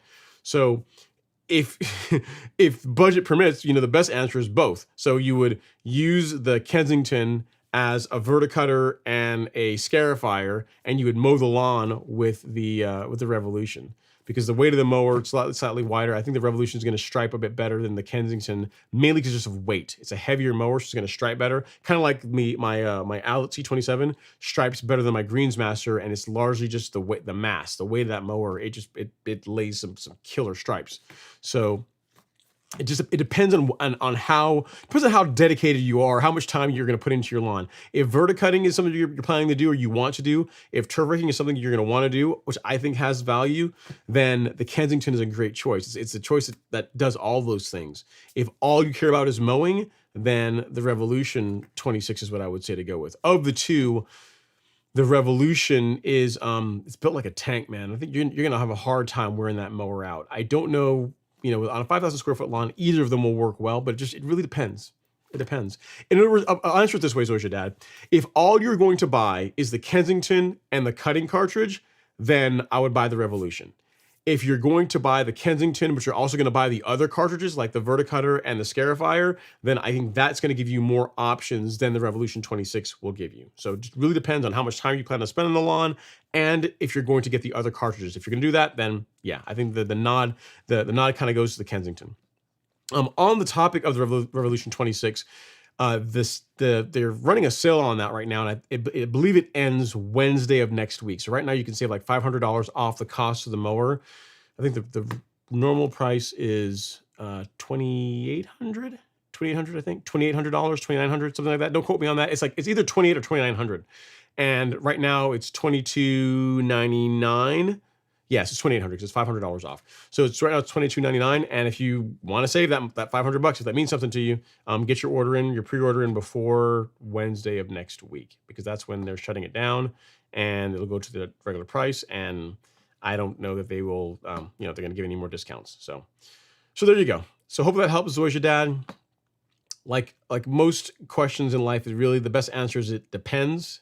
It depends on you. If you're going to buy all the cartridges, then I think the Kensington. If you're going to only mow, the Revolution. If you want what I think would probably produce the best stripes, get the Kensington to verticut and turf rake, and get the Revolution to mow. Final answer.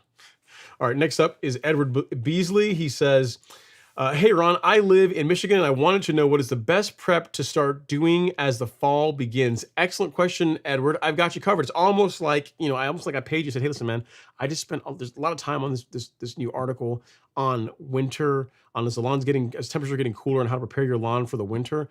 I need you to come in and ask a question that's going to kind of segue into that. And you did it, Edward. You got me. You got me covered. But yeah, if you look at the pinned comment that's in the live stream right now, that will give you everything that I could think of for taking care of your lawn in the fall. So a soil test. If you've not done pre-emergent, get that down. So there's two things you really should read. The one that's pinned right now, and then the second is on fall pre-emergent, because that is one of the unsung heroes of an amazing lawn in the spring. People always think about pre-emergent in the springtime, but they don't think about pre-emergent in the fall, and it's super important if you don't want to fight diseases. So if you want to find that, if you just go to the Golf Course Lawn Store, go to resources, and then go to blog, you will find this article on the ultimate guide to fall weed control. And yes, it covers both cool season lawns and warm season lawns, and made sure that everybody was taken care of. So for warm season folks, you got the Celsius Certainty Kit. And then for cool season folks, you got the Tenacity Sedgehammer kit. We got pre-emergent covered in there. Combining pre-emergent and post-emergent, like how to use them together to keep your lawn as weed-free as possible. So this is what I would read in addition to the other article, Edward. The long short of it, if you're like, you know what, I don't want to read it, just tell me, is apply a pre-emergent. That's going to be thing one.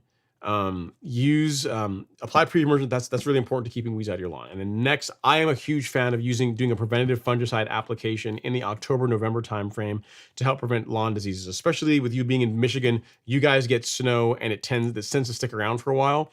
So if you're trying to prevent snow mold, then getting a preventative fungicide out is a great option. And again, the pinned comment that's in the live stream right now is we'll talk all about that.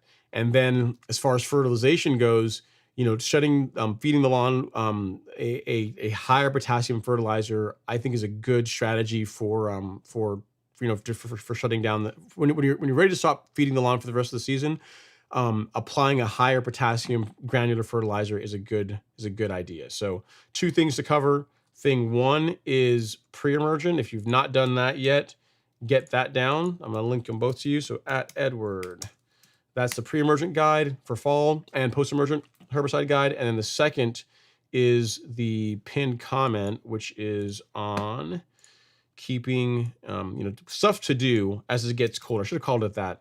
Stuff to do as it's getting colder to keep your lawn and lawn equipment in good shape. So at Edward, this is the fall prep guide. So there you go. So you should be good to go. If you need anything else, let me know. Appreciate the question.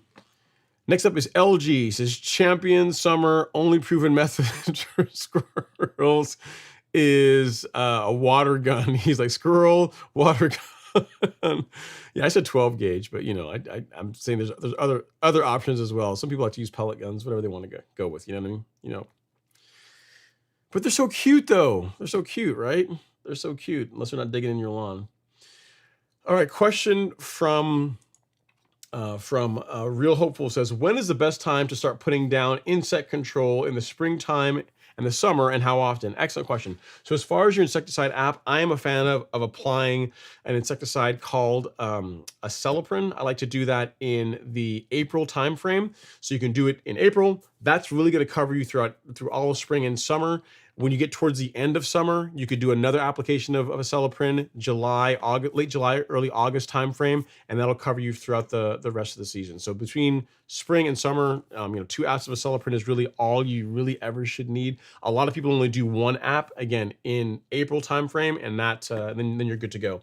As far as the product I'm talking about, it comes in a granular, and it also comes in liquid, 4 ounce with a handy measuring cup built into it. So like this stuff. As far as rates for the liquid, 0.2 ounces per 1,000 square feet. That right there is the rate that I like to use. It's a good catch-all rate. That still leaves you some headway, some room if you decide you want to do a second application in July, August. So hope that helps. If you need anything else, do let me know. And if you want a link to Acelepryn, it's on the Golf Course Lawn Store under the shop and insecticide section. So right here, Real Hopeful. There you go. And whether you go with the granular or liquid, it's really your choice on which you prefer. Like what's your what do you like better? The nice thing about the liquid is that if you decide you want to apply anything else, you can do it at the same time. You know what I mean? That's the nice thing about using the liquids, and it gives you more and easier control over application rates than granular does. Sean, what's going on? See you here in the live stream. Thanks for coming to hang out and say hi. I appreciate you as always. All right, back to the YouTube. All right, next up is James Schmid. And you know what? Let's real hopeful. I'll make a note of that. That's actually a really good question. All right, real hopeful 2. All right, and next up is Jim Schmidt. He says, "Educate me." Oh boy, here we go. This is dangerous. He says, "Educate me. Why is it when it rains cats and dogs after applying pre-emergent, do we not need to reapply in the future? Doesn't it leach away like fertilizer might after lots of rain?" It could. Here's the thing: if it rained like cats and dogs for like weeks on end, then sure, then you might find that you may have an issue with it leaching through the soil, and you might lose it. But it really just depends on the kind of soil you have too, Jim. So if you have like sandy soil, there's more it's more likely that can happen. If you have a clay soil, not so much, right? It's not gonna leach to a clay soil quite as quickly. But the point is that most of you guys overestimate how much like one heavy downpour is gonna do as far as moving products through the through the soil profile. So like if you applied prodiamine or applied spectacle and you got like 2 inches of rain or 3 inches of rain the next day, it's just fine. There's no problem with that. You didn't lose it. You know what I mean? It's okay. And again, if you had like rain, 3 inches of rain for weeks on end, then yes, your pre-immersion is probably going to be a little less effective than if you didn't have that much rain. But like 1 or 2 heavy rain showers after your pre-immersion app should not materially affect how well it works. Same thing for the granular fertilizer, right? Like most folks feel like I apply my granular fertilizer. If I get rainfall, then I'm going to lose a bunch of it, and it's just not the case. Like a good test for this was, I got this question a couple years ago, and the gentleman had applied a granular prodiamine in a granular form, and it's a yellow prill for that. And his lawn was kind of sloped, and he says, it got really heavy rainfall. It was like 3-4 inches of rain in Georgia, which I'm not sure it was really that much, but it was a lot of rain is what he said. He said, I'm pretty sure I've lost all of it. I said, okay, well, here's a good test for you. Like, your lawn is sloped, right? He says, yeah. I said, so go to the end of the street or go to the low parts in your lawn.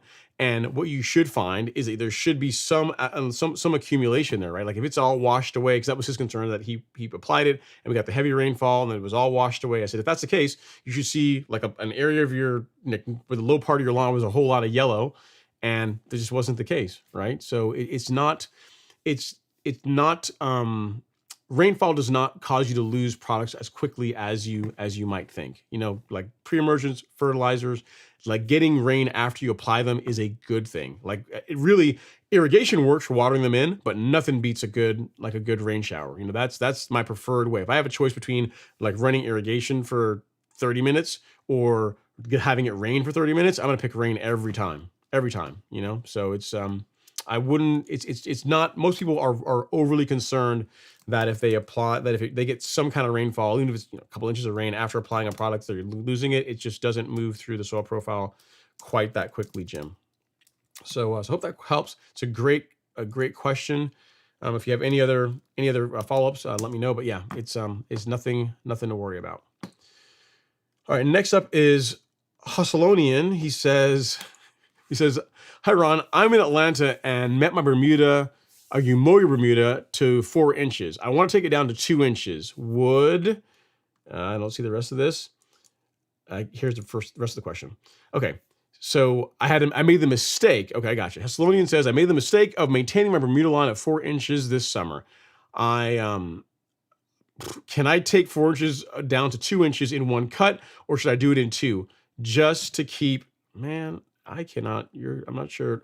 Okay, the long short of your question is, you mowed your lawn at 4 inches. Can you cut it down to 2 inches? Yes, you can, but it's going to look really ugly after you're done with it. So that's the thing to keep in mind. Like if you mow it from 4 inches to 2 inches, you're not going to kill Bermuda by doing that, but it's going to look ugly. It's going to be brown. You know what I mean? So if you did that this time of year, unless we get some more hot weather, it's not likely the lawn is going to green back up fully if you were to go from 4 inches to 2 inches this time of year. Again, you're not going to kill the lawn by doing that.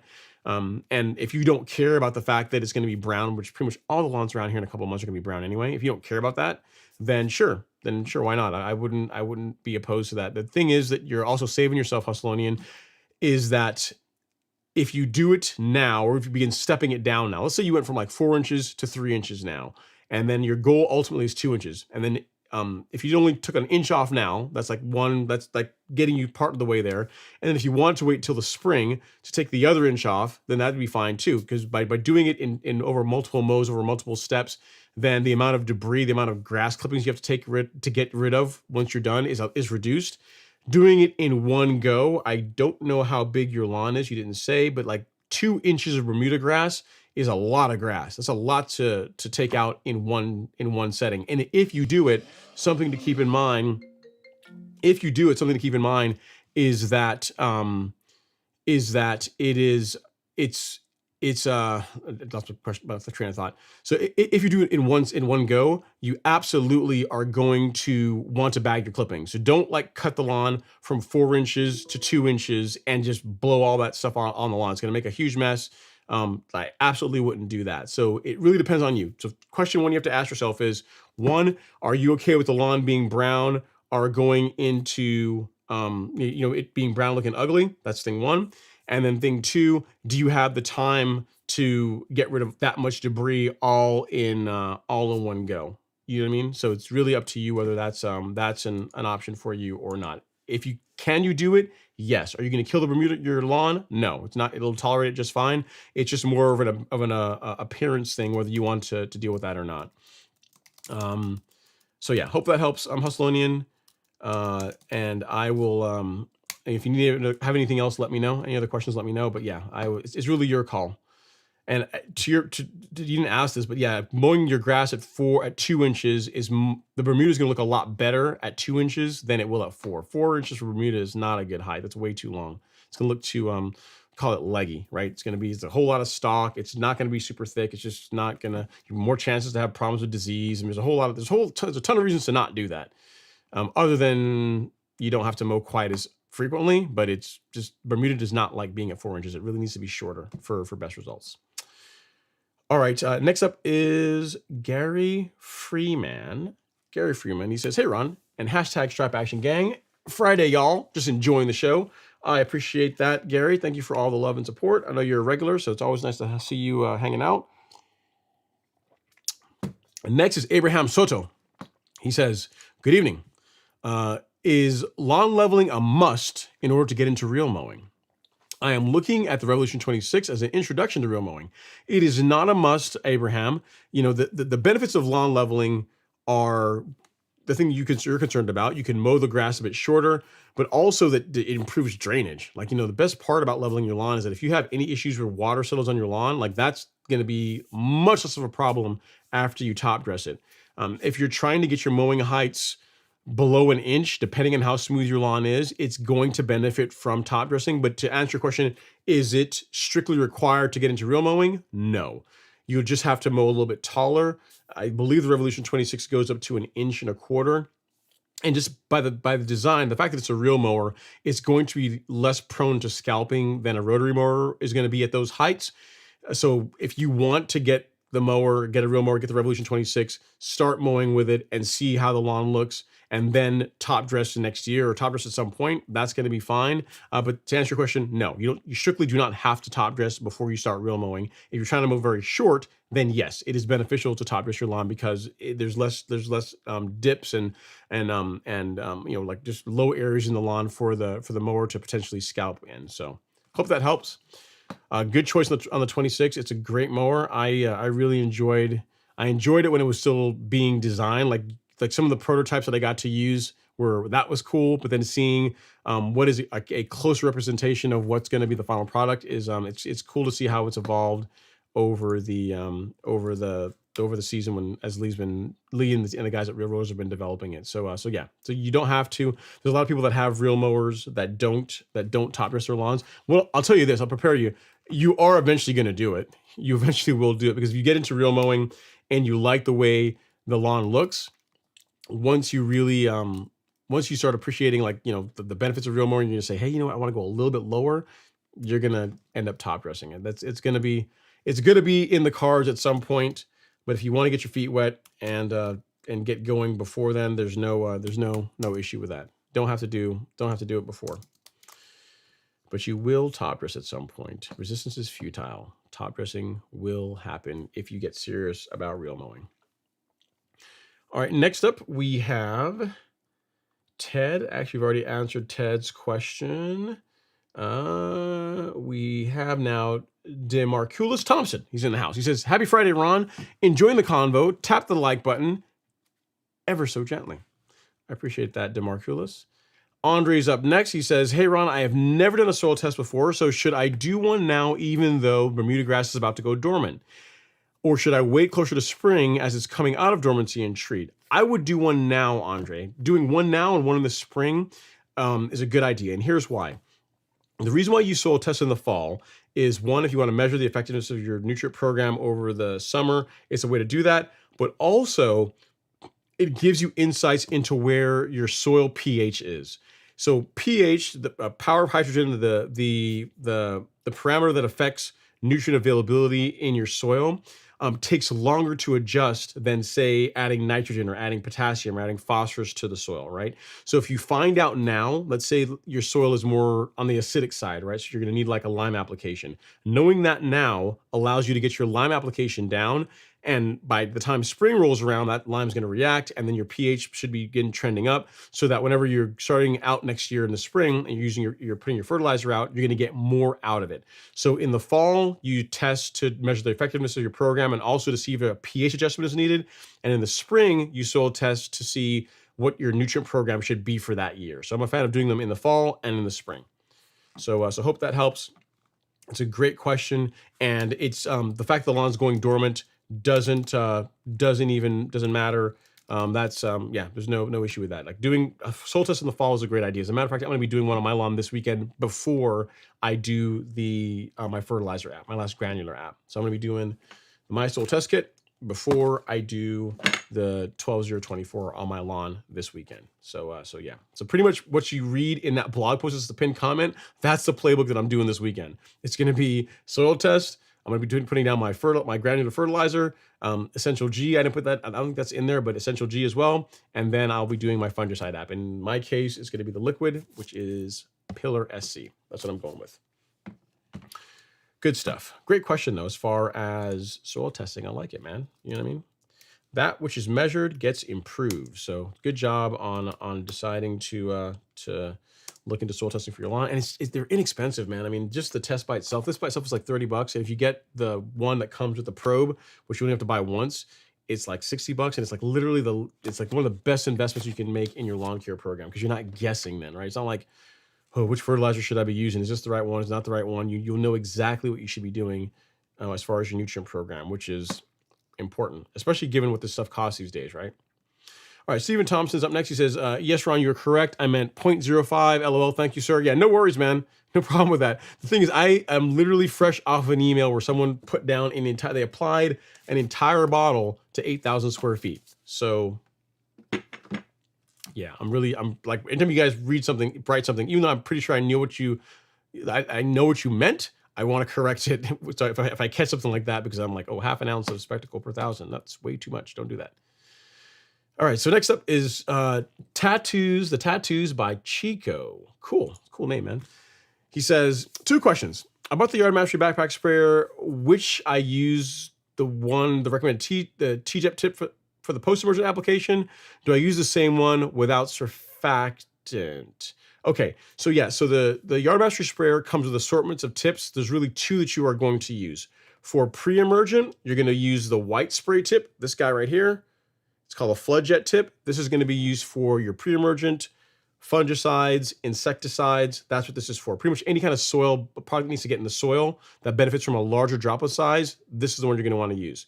The spray tip you will use for post-emergent herbicides, fertilizer, growth regulator will be the red spray tip. And it looks kind of like this one. This isn't exactly what the one, mine is on my sprayer in the garage, but it'll look like this. It's going to be a smaller spray tip. This is the one you're going to use for, again, like your Primo, Golf Course Lawn Carbon Kit, any kind of liquid fertilizers that are foliar, that rely on foliar uptake. That's what you'll use that one for. So really, there's only 2. So this one, you're only going to use a couple times per year: pre-emergent, fungicide, insecticide. This one will pretty much live on the sprayer, and that's going to be for pretty much everything else. So I hope that helps. Tattoo by Chico. That's a great question. And to use the same one without surfactant. Yeah, whether you use surfactant or not does not make a difference. You still use that spray tip. So if you're using a foliar uptake, like if you're using spraying like Primo, you still use the red tip.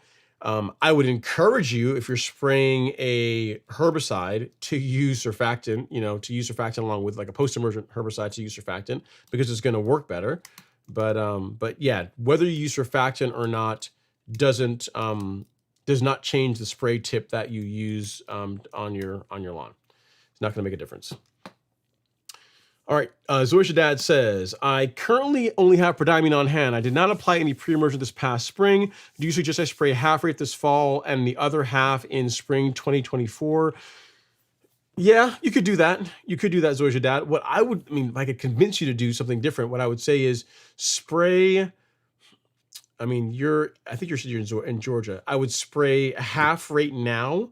I would spray another half of your prodiamine your allocation in like December-ish if you're in Georgia, and then like March timeframe, late February, early March, then switch to like dithiopyr and use that as your spring pre-emergent.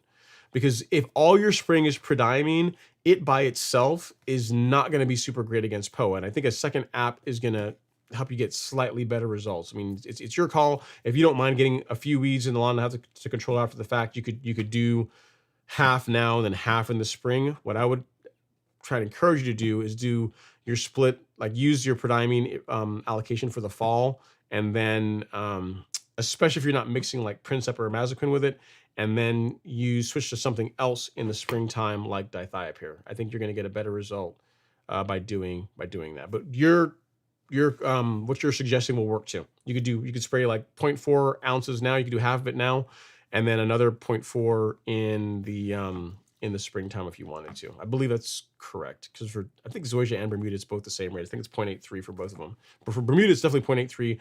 Double check the label for Zoysia. I think it's the same too, but just again double check me. All right, McNasty Motorsports is up next. Actually, no, first up we got Shauna. We got Shauna up next here on the gram. She says, I'm late, but I'm here. Had to mow. That's a good reason. I get it. You are forgiven. Says 100 degrees here in Texas. I want to put down azoxystrobin for preventative, but I also want to prevent spring dead spot. Okay. I know for the dead spot, it has to be watered in. Yes, that's correct. You will want to do that. It says, but would it still be okay as a preventative to water in and not leave it on the blaze? Yeah, no. So you're gonna want to water it in, Shauna. Yes. So you don't want to spray it and let it dry. You're gonna want to water it in, apply it and then water it in, and then you're good to go. So to answer your question, yes, apply your fungicide and water it in. That is the correct answer as far as your your preventative applications for spring dead spot. All right, so we got let's see here. We have a couple questions. I got another question here in the gram, but I'll come back to that. I want to come back over here to YouTube really quickly. And one from a couple of the super chats. This one is from Mr. James Smith. Thanks so much, James. See, I didn't want Super chat received. Yeah, he says, tell everyone to get a scale and not rely on the measuring cup before mixing your tank. Easy to use, way too much product. Top dressing with carbonized PN. Read where the dot is. He says, just got my my soil test results today. I'll shoot you a copy. My share top dressing with carbonized PN. Make sure top dressing with carbonized PN and what it can do for you also. So thanks for the 2 super chats, James. Yeah, so he is correct when it comes to applying products. You absolutely want to read the labels twice and then one more time. Make sure you fully understand how to measure the product properly. Again, when it comes to liquid products, some of them, if they are dry, like if it's a water dispersible granule, meaning that you have to suspend it in water. I mean, technically suspend all of them in water, but if it's a dry granule, those will be weighed by using like a gram or an ounce scale, meaning you're measuring the weight, using the weight of how much you're putting of the product to know how much you need to put out over a given area, like over say 1,000 square feet. For example, prodiamine at the full rate for Bermuda grass is 0.83 ounces, dry ounces, like by weight, over 1,000 square feet. That's your annual limit for prodiamine on Bermuda grass. Right now, you take something like like a Celiprin, right, which is measured in this case, this product is measured in fluid ounces. So one is dry ounces, when you're actually measuring mass, to how much the product actually weighs, and in another case with a Celiprin, you're measuring volume. So with this, I want to say the upper limit is like between 0.4 and 0.5 ounces per year. Don't quote me on that, but I believe that's correct. It's around 0.4 to 0.5 ounces per year is what the annual limit of a Celiprin is. So when you measure this, this out, you want, especially if you're planning on doing more than one application, using that rate of say like 0.2, that allows you to get 2 applications over the course of a calendar year and not exceed the Syngenta's guidelines as far as how much active ingredient to put into the soil in a given year. So yeah, so what James is saying is exactly right. Just measure twice, cut once. So when you're measuring products, it's make sure you have the right tools to do it. Make sure you have the right the right equipment so you can get an accurate result.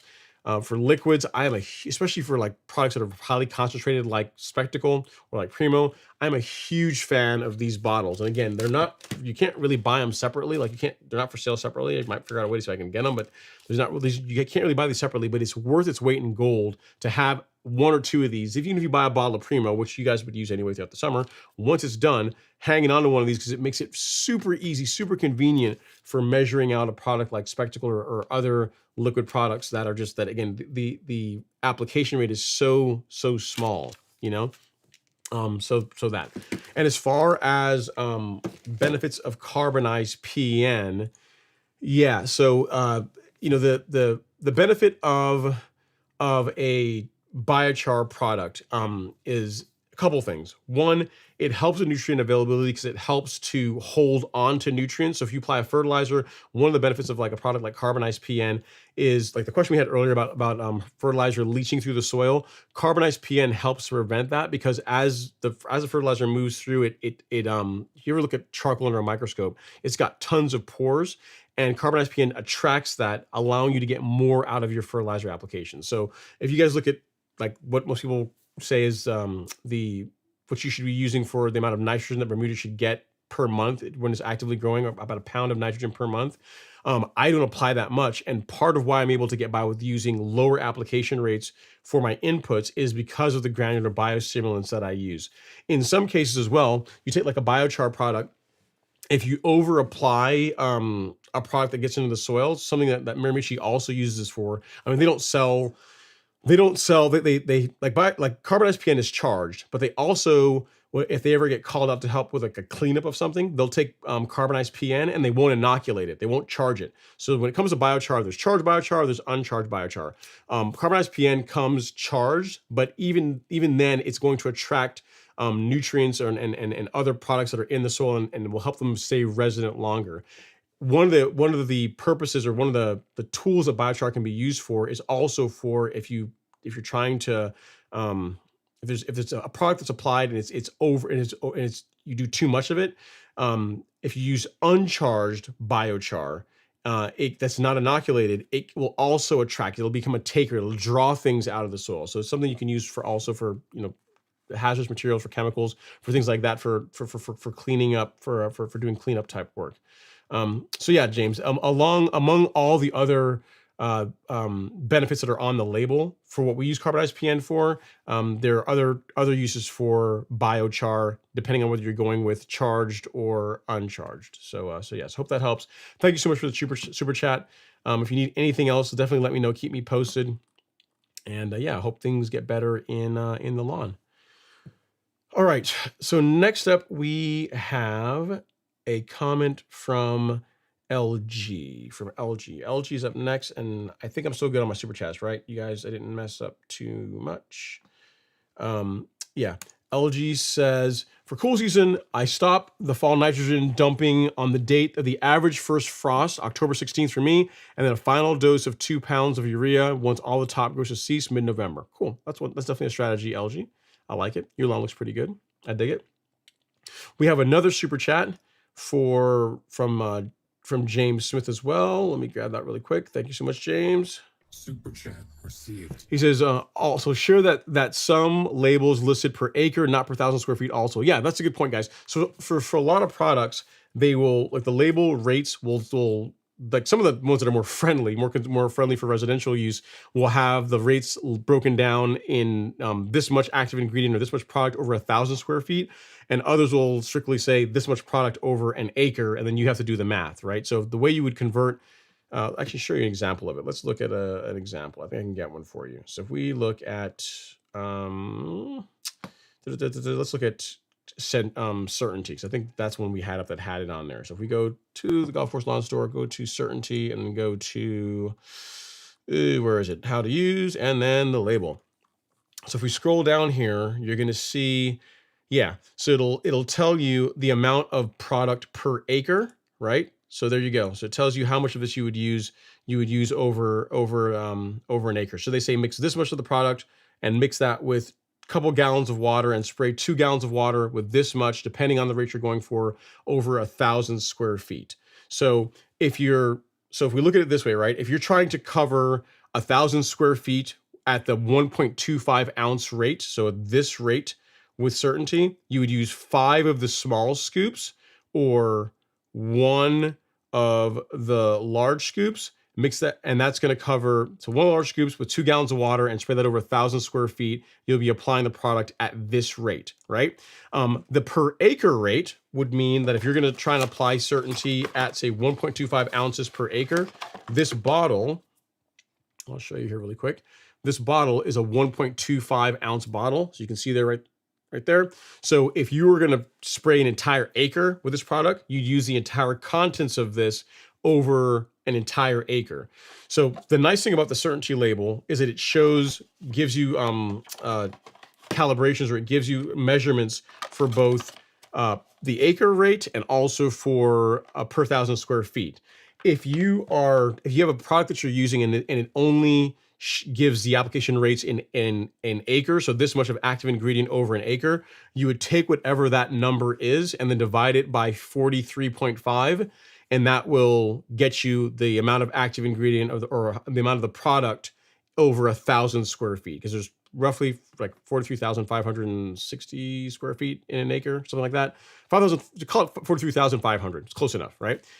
There's that many square feet in an acre. So if you are using a product that only gives you the rates per acre, take whatever that rate is, divide it by 43.5. The number that's going to drop out is going to be pretty small. And then the only thing you have to figure out at that point is the product like a water dispersible granule, in which case I'm going to be using a scale to measure it out, to weigh out how much of it I need to use over 1,000 square feet, or is the product a liquid like a Celiprin, where I'll be measuring the volume. I'll be measuring this many fluid ounces. So this, even though this is like, I say 0.2 ounces, it's 0.2 fluid ounces. This is a measure of volume. And then again, a water dispersible granule like prodiamine is a measure of weight. So hope that helps as far as converting between like the rate for acre to 1,000 square feet, and then how to read the label properly. Again, this certainty is an excellent example. This is a really well done label, and that it tells you, hey, if you're doing it in an acre, just the entire bottle is going to give you a rate of 1.25 ounces.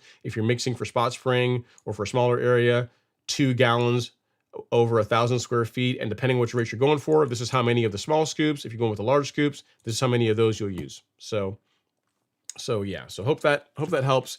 Great point, James. If you guys have any questions about that, let me know. But hopefully that helps you guys if you're ever converting a product that doesn't give you settings or give you measurements in smaller amounts. It's getting less and less. It's getting more and more rare. I'm not sure if Spectacle does that. I think Spectacle is per acre. You may have to do the math on to do it to go from like an acre to 1,000 square feet with Spectacle. So that's a good example. All right. So thank you again for the super chat, James. Super chat received. Appreciate all the love and support. If you need anything else, let me know. All right, so the hardest part, and I'll put some intermission music on here and take a drink here real quick, is where I left off.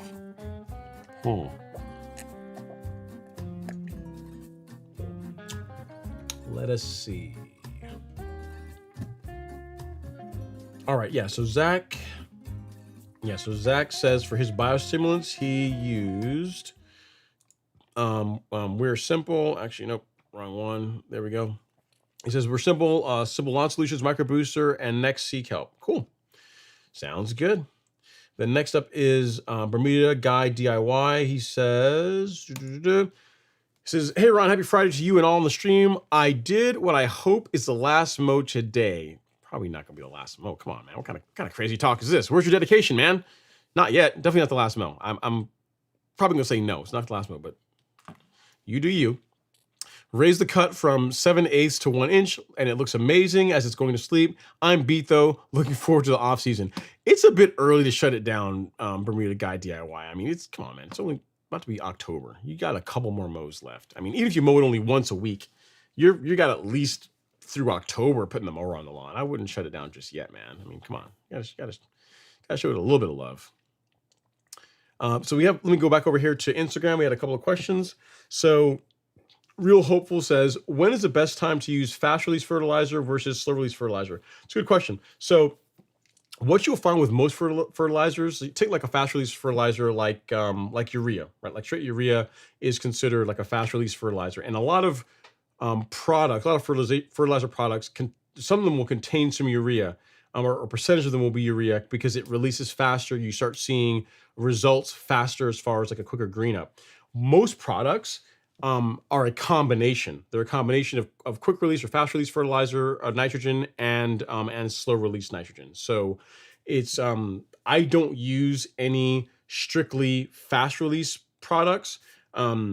As far as slow release, like a good example of a slow release fertilizer would be like take for example the Miramichi Green Organic, right? Like that would be considered a slow release fertilizer. It's an organic fertilizer. It's going to release much slower than say something like any of the Lebanon turf fertilizers, which are a blend. They're a blend of quick or fast release fast release nitrogen, and then their Lebanon's slow release technology, which they call Mesa. Like the homogeneous prill. Like if you look here at this bottle of Humic Max, you see the little blue dots in there. That is their slow release nitrogen. So in most cases, Real Hopeful, you don't have to think about it because most of the products are a blend. They're a blend of fast or quick release and slow release fertilizer. All you have to worry about is just applying it at the correct rates per the label, and you'll get a great results. You don't have to figure out, I'm going to switch to a fast release fertilizer or slow release fertilizer. If you use any of the blended products, like the ones that we sell in the Golf Course Lawn Store, like the ones from Lebanon Turf, you're going to be good to go.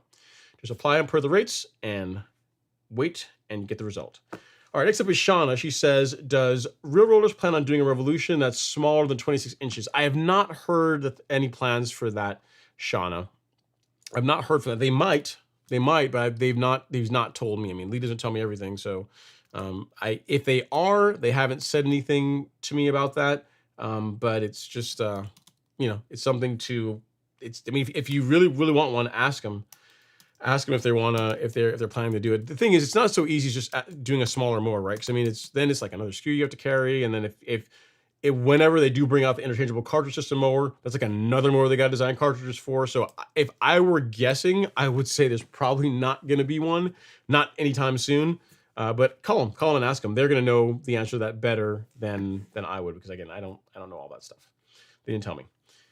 And then it says, if preventative, not for spring dead spot, does it still get watered in? Yes, yes. There are some fungicides that are contact fungicides, but most of the stuff that we're using on our lawns, for the most cases, aren't. I'm trying to think. I think for fairy ring, you don't necessarily water it in. There are a couple of lawn diseases specifically that you don't water fungicide in, but for most of them, you apply it and water it in. I don't hold me to that on fairy ring, but I remember when I was researching this, I think that's one of the ones that you don't water it in for. But for spring dead spot, yes, water it in.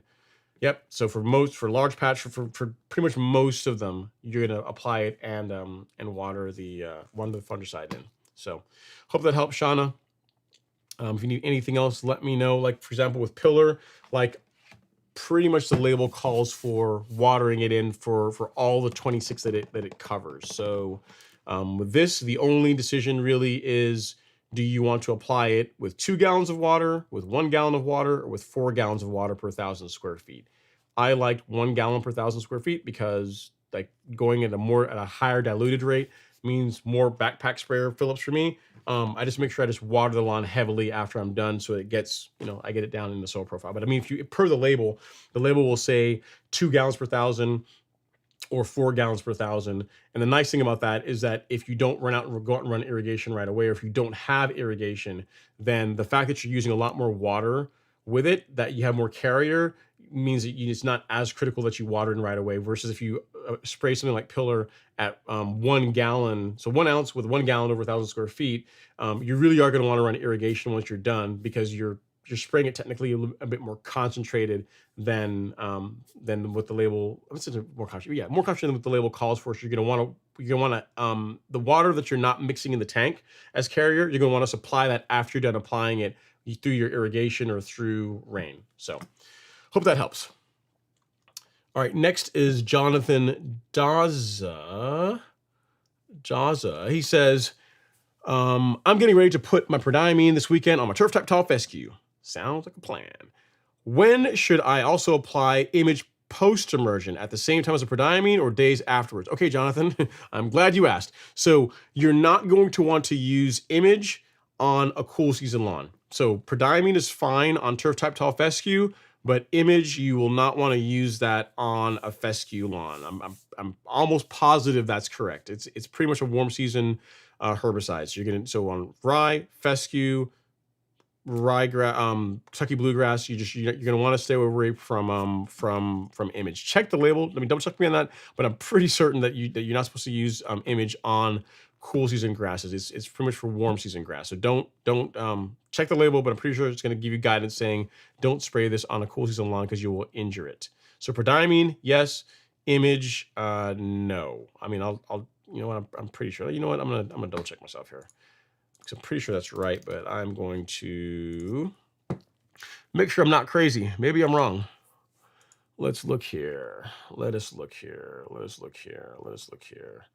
Yeah, well-established warm season grass. That's what I thought. I'm almost positive you're not supposed to spray this stuff on cool season lawns. It says, yep, here we go. So I will show you. So you'll be like, "Are you sure, Ron? Are you absolutely sure I can't spray this on my fescue lawn?" Because I was all ready to go. I had my rates all picked out and everything, and now you're raining on my parade. What's going on with that, right? So let's get to where that is. Yes, right. Okay, so image herbicide. You want to spray this on Bermuda grass. But can I zoom in on this a little bit? No, I can't. You want to spray this on Bermuda grass, buffalo grass, centipede grass, St. Augustine grass, selected orange landscape ornamentals, and ground covers. You do not want to spray this on cool season turf. You're gonna give it an ouchie. So yeah, I was pretty sure I was right on that, but I want to double check. So don't spray the image. No. The prodiamine, yes. So hopefully you've not already done that, Jonathan. Hopefully not. And if so, we have averted a crisis, because that would have been a bad email to get. Hey man, so I sprayed image and prodiamine on my lawn, and it's just discoloring. It's turning really ugly. What's going on? I'll be like, oh, we shouldn't have sprayed image. So I'm glad that you reached out before. And this is a good point, guys. When you read, whenever you doesn't matter who it is. It doesn't matter if it's me. It doesn't matter who it is. If you are getting guidance from someone on spraying a product on your lawn, especially if it's a herbicide, fungicides for the most part, cool season, warm season, doesn't really matter. Insecticide, warm season, cool season, doesn't really matter. Pre-emergent, the rates will make a difference between cool season and warm season grass, but especially, like, hear my words, especially when it comes to herbicides, check the label yourself. Check it yourself, because you hear me talk and I say, yeah, Princep, prodiamine, image, great combination for preventing POA in warm season grass. But if you take that same combination, you spray it on a cool season lawn, it's going to be bad news. So prodiamine is, like, I guess you could say, grass agnostic. It doesn't really matter whether it's cool season grass or warm season grass. But the other herbicides in that, like the Princep and the Amaziquin, you don't want to spray those on a cool season lawn. So yeah, always check the label.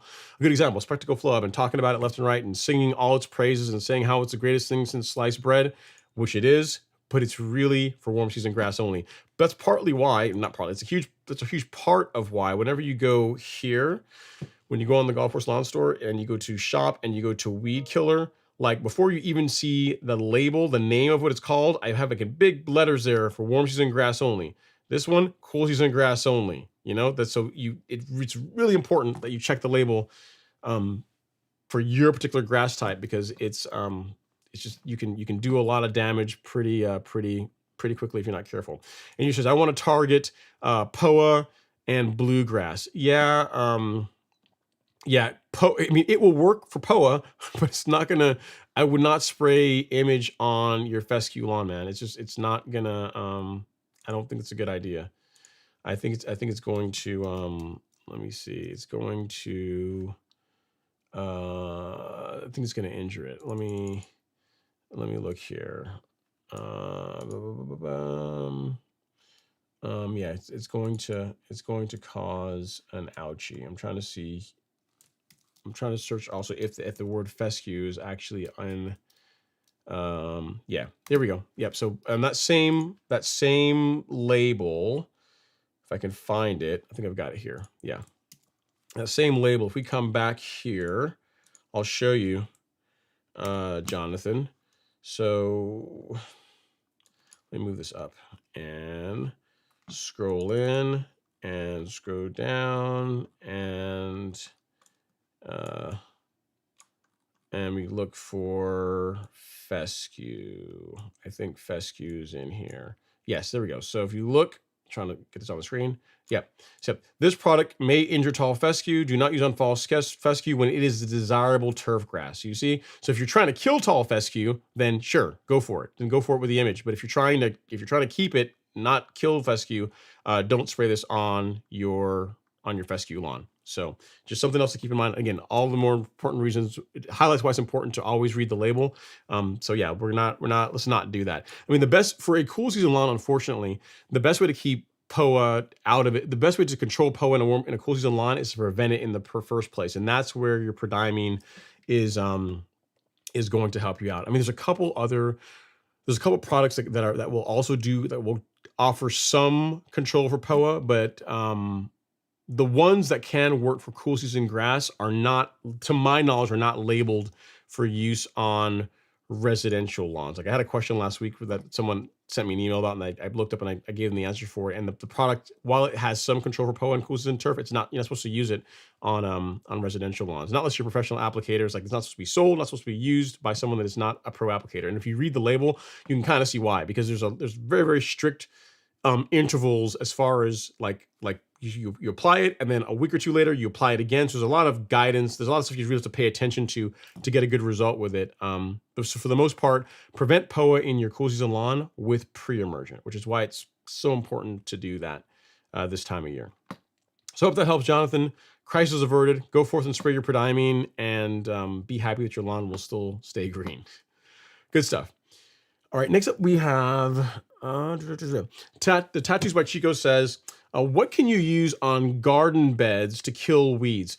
So here, this is an interesting one, Tattoos by Chico. If you're careful, you could use a non-selective herbicide. So if you say you wanted to kill weeds in a mulch bed and you're going to limit the spray to only the weeds, again, key point, you're not going to be spraying the ornamentals, you're not going to be spraying the flowers, you're not going to be spraying anything other than the weeds. You could get by with using, you could use Celsius, that's an option. You could use glyphosate, that's an option. I mean, as long as you're limiting the spray to only the plant you're targeting, there's a lot of flexibility there as far as killing weeds in a flower bed. Now, if you're trying to spray weeds and there's plants you want to keep along with that, that's when it's a bit more tricky, right? You have to be more careful when it comes to that. That's when, and for ornamentals, there's a couple of herbicides. There's a granular one that's designed for ornamentals, and the name, it comes in like a 20-pound bag. I can see the bag, but I can't remember the name of it. But for the most part, for ornamentals, you want to ensure that the label specifically calls out the ornamental that you have in your garden if you're going to get any of the overspray on it. Even then, I would still recommend that, get yourself a piece of cardboard, a cardboard box, cut it up, and then just build like a barrier, like a slight shield. So if you're spraying like if this is my flower, I mean, that's not a great example. This is the flower and the weed is here. Like have some cardboard in between there and spray that, and just keep it off what you're not targeting. You know what I mean? As a general rule, that's just good guidance when it comes to spraying herbicides in general. But if you are looking for a non-selective way of controlling pretty much any weed in a flower bed, you could use something like Roundup for that. But again, you got to keep it only on the weeds you're targeting. You cannot get any of it on the plants, because you're going to injure them. So if you want something that's easy to measure out, if you go to the golf course lawn store, go to shop and then go to weed killer, I think we still have that. You will see on page 2. I'll send you a link to it directly, but this is it here. Yeah, so the Roundup Quick Pro, this comes in individual use packets. So the nice thing about this is you have these individual packets. You just grab one of these, throw it in your spray, throw a gallon of water and throw one of these packets in there, and then you're good to go as far as burning down weeds. But again, this is non-selective. So meaning you don't want to get this on your grass. You don't want to get this on any of the plants in the flower bed. But it's a relatively inexpensive way of controlling weeds in a mulch bed. So hopefully that helps. I'm going to send you a link to that. You can take a look at it and you can decide if that is for you. All right. The tattoos by, so are you a tattoo artist, Chico? Is that, because that's the name kind of lead me to imply, but I would imagine that you are based on your name, but cool stuff. So hopefully that helps. All right. Next up is Tito Serrano. And Tito Serrano says, I had a company top dress my front lawn while I was at work. When I got back home, now there's a lot of what looks like mulch. Will that go away or would I have to rake it out? You're going to have to rake it out. Yeah, so whatever they use as far as for your top dressing mix, your top dressing material just had a lot of trash in it, which is not uncommon, unfortunately. Sometimes you get peanut shells, you get bark, you get stones. And you just got to get that stuff out. It's not going to really break down in any short period of time on its own, especially if you have a real mower. You absolutely want to get all that stuff out of the lawn. If you have a leveling rake, Tico, I'm still thinking Chico. If you have a leveling rake, Tito, that will make the process that much easier. You can literally take a leveling rake, just lay it on the ground and just drag it, and it will, like between the grates, bark, stones, they'll tend to get caught in there, so it makes it easy for removing debris. But yeah, to answer your question, you are going to want to get that out of the lawn. Sorry you're dealing with that.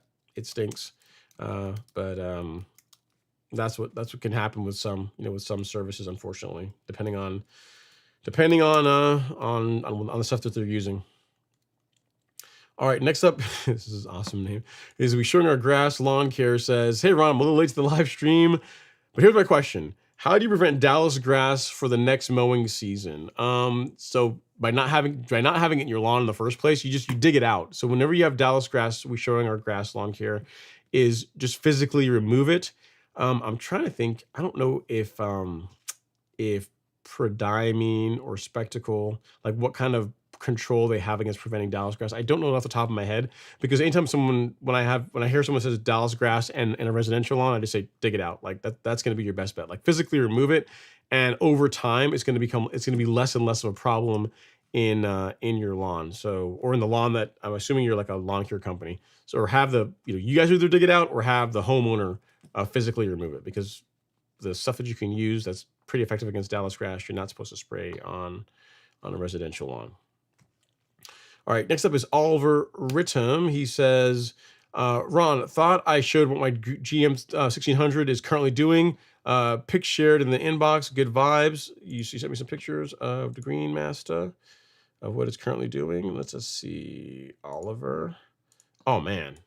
See, you just showing up. Here's the thing. You didn't want to show the Greens Master. You want to show your lawn. But you know what? Well played. Well played. We'll still show it. It's okay.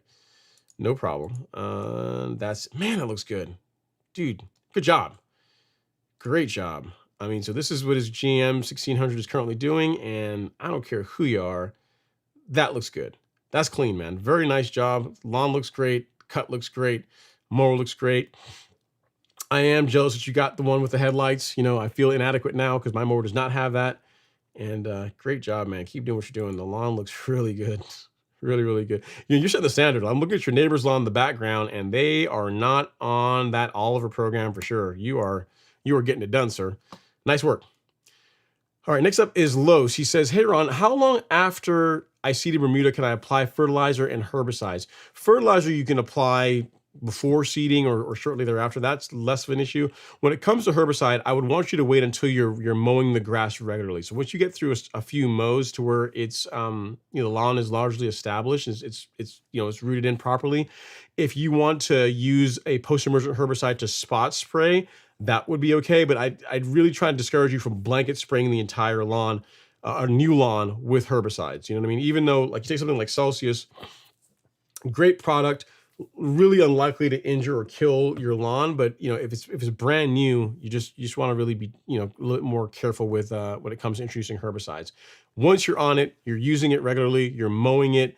Again, it's rooted in. Then then using a post-emergent herbicide like Celsius or Certainty shouldn't be a problem. And again, when it comes to fertilizer, you could have done it when you're putting the seed down. And again, once you're out there mowing it, you're regularly mowing it, you can begin feeding it. So the answer for both of them is really the same. When it comes to herbicide application, I'd want to be a little bit more conservative because if you make a mistake and you go a little bit heavy, the chances of you injuring a young lawn is much greater than you injuring a lawn that's better established. So once you're on it, you're mowing it, it's doing well. And if you want to do some spot spraying with a post-emergent herbicide, I would recommend Celsius or Certainty for Bermuda grass.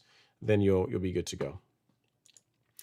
Next up is C. Dane Robinson. C. Dane Robinson says, he says, I scout my Tifway 419 about a week ago in Charlotte, North Carolina. Is there still time for it to green up, or did I just put it into early dormancy? It's going to grow a lot slower this time of year, Dane. So kind of like the question, the answer that I gave the gentleman earlier that had the 4-inch Bermuda and was thinking about taking it down to 2 inches. If you scalp the lawn this time of year, it's just not growing nearly as quickly. Like Bermuda likes heat and likes sunlight. And while we still got plenty of sunlight, the heat aspect has been removed. So it's just going to be a waiting game. You're just going to have to just wait and see. Depending on how much of a scalp you did. I mean, like if it's completely all brown, you might get some green fuzz. You might get that. But as far as it looking as green as it did during the summer months, that's unlikely to happen this time of year. You know what I mean? It's more like you're trying to hang on or preserve the little bit of green you have, much more so than trying to get like fresh green in a lawn. So that's why I was telling the other person, if you want to change the height of cut, you can, but just know that it's gonna look like it's dormant grass because it's not. The heat isn't here to really push a lot of growth in Bermuda right now. So yeah. It's no biggie. You didn't hurt it. I mean, it's more an appearance thing than anything else, but you didn't hurt the grass. And here's the thing. If we get a stretch of warm weather, which can happen, 2 years ago in Georgia, we had temperatures like in the 70s in December. So if we get that, we get like a warmer spell of, really it's gonna take more than a week, but 2 weeks or so of warm weather, you'll find that it'll green up some, but but again, it's not gonna be like how it would be in the springtime this time of year after being scalped. All right, Herb says, this time of year, squirrels are burying nuts such as acorns and hickory for winter storage. Cool. Thanks for sharing that, Herb. Appreciate it. Appreciate the feedback on squirrels. And then next up is Joseph Atkins. He says, I'm in Houston, Texas, and I have St. Augustine grass. If there are bare areas in your lawn, does it make sense to apply pre-emergent in the fall when you will need to replant the sod next spring? Yeah, you still can, because warm season grass like Bermuda, zoysia, well, not zoysia so much, but Bermuda and St. Augustine, they're pretty aggressive, especially once it gets hot. They grow pretty quickly. And if you applied pre-emergent in the fall, that shouldn't be a problem with you getting a St. Augustine sod to establish in the springtime. Yeah, I would still apply pre-emergent this time of year. That shouldn't be an issue for you at all. Shouldn't be an issue at all. So yeah, by all means, go for it. I would, unless, you don't have to, but if you decide to not do that, by not applying pre-emergent, you're making the decision to have to use post-emergent herbicides to control the weeds that are going to grow in your lawn if you don't have pre-emergent. So like henbit, common chickweed, poa, like those, if it gets cool, then you get like a little bit of warm spell. You're going to see those begin to fire up in your lawn. So I would really consider getting a pre-emergent down. And again, it should not negatively affect your the ability for your St. Augustine sod in the springtime, which is a good 6 months from now, to root in and be just fine. Would not worry about it. Next up, Scott Harrington. He says, evening, Ron and fellow lawn enthusiasts. Haven't checked into the live show for a while. Just saying. Well, I appreciate you, man. It's good to hear you're still doing okay, Scott. I know here's the time. A lot of times there's people, there's 100 people in here, and only a small fraction of you guys are commenting. So I know there's the lurkers. I know there's people that are hanging out, just taking in the show, don't really have any questions, just want to watch the content, and it's fine. It's good. It's that you letting me know that you're still around, that you're doing okay. Same thing, Ruben Harris saying it's been a while, just saying hello, Ron. I appreciate you, Ruben. Thank you for letting me know. And then Terrence Stamp says, why can't I thumbs up the live stream? You should be able to. If you are on the live stream, you should be able to. If you go to, I don't think there's even really a way to block that. Yeah, you should be able to do that. Let me see if I'll bring it up here on my end. That's I normally have the live stream going. Yeah, there's a there's a like button right there, right next to the share, which you can also use. You can use the like button and you can use the share button. The share button is also very special. If you really like the live stream, you can share that with friends, family, folks. That's also a great button too. It's a very powerful button, the share button. Feel free to use that as well. All right, next up is Reggie Lovier. I think I'm saying it correctly. Reggie Lovier. He says, I'm in Texas. Does your pre-emergent need to be applied when the soil is 70 degrees? Can you apply it when the soil is 80 to 85 degrees? You could, but I would encourage you to wait till it's in the 70s. When the average soil temp's in the 70s, that's when you can do it. Now, here's an exception to that. If you're using something that has a long residual, like Spectacle, and you want to do it now just to get it applied, knowing that you're going to be applying pre-emergent again in the springtime, I wouldn't be opposed to that. If you're using a pre-emergent like prodiamine, which really is good for 3 months, 4 months, if you're lucky, you want to wait closer to that mid 70s to low 70s time frame, so you just get more out of it. Like Spectacle lasts for such a long time that if you apply it now and then like a week from now, the soil temperatures drop into the 70s, you're going to be just fine because this lasts so much longer. It's like 6 months of residual with this product on the low end. Whereas again, prodiamine, like 3 to 4 months if you're lucky. So you could wait another week or two if you want to, Reggie, and then get your pre-emergent out. But if you're using Spectacle, which again, we do carry this on the Golf Course Lawn Store under the weed killer section. I applied mine in the last week of August, early September, like that weekend between August and September. That's when I did my pre-emergent application. I use Spectacle Flow. So for whatever that's worth, and I do that every year.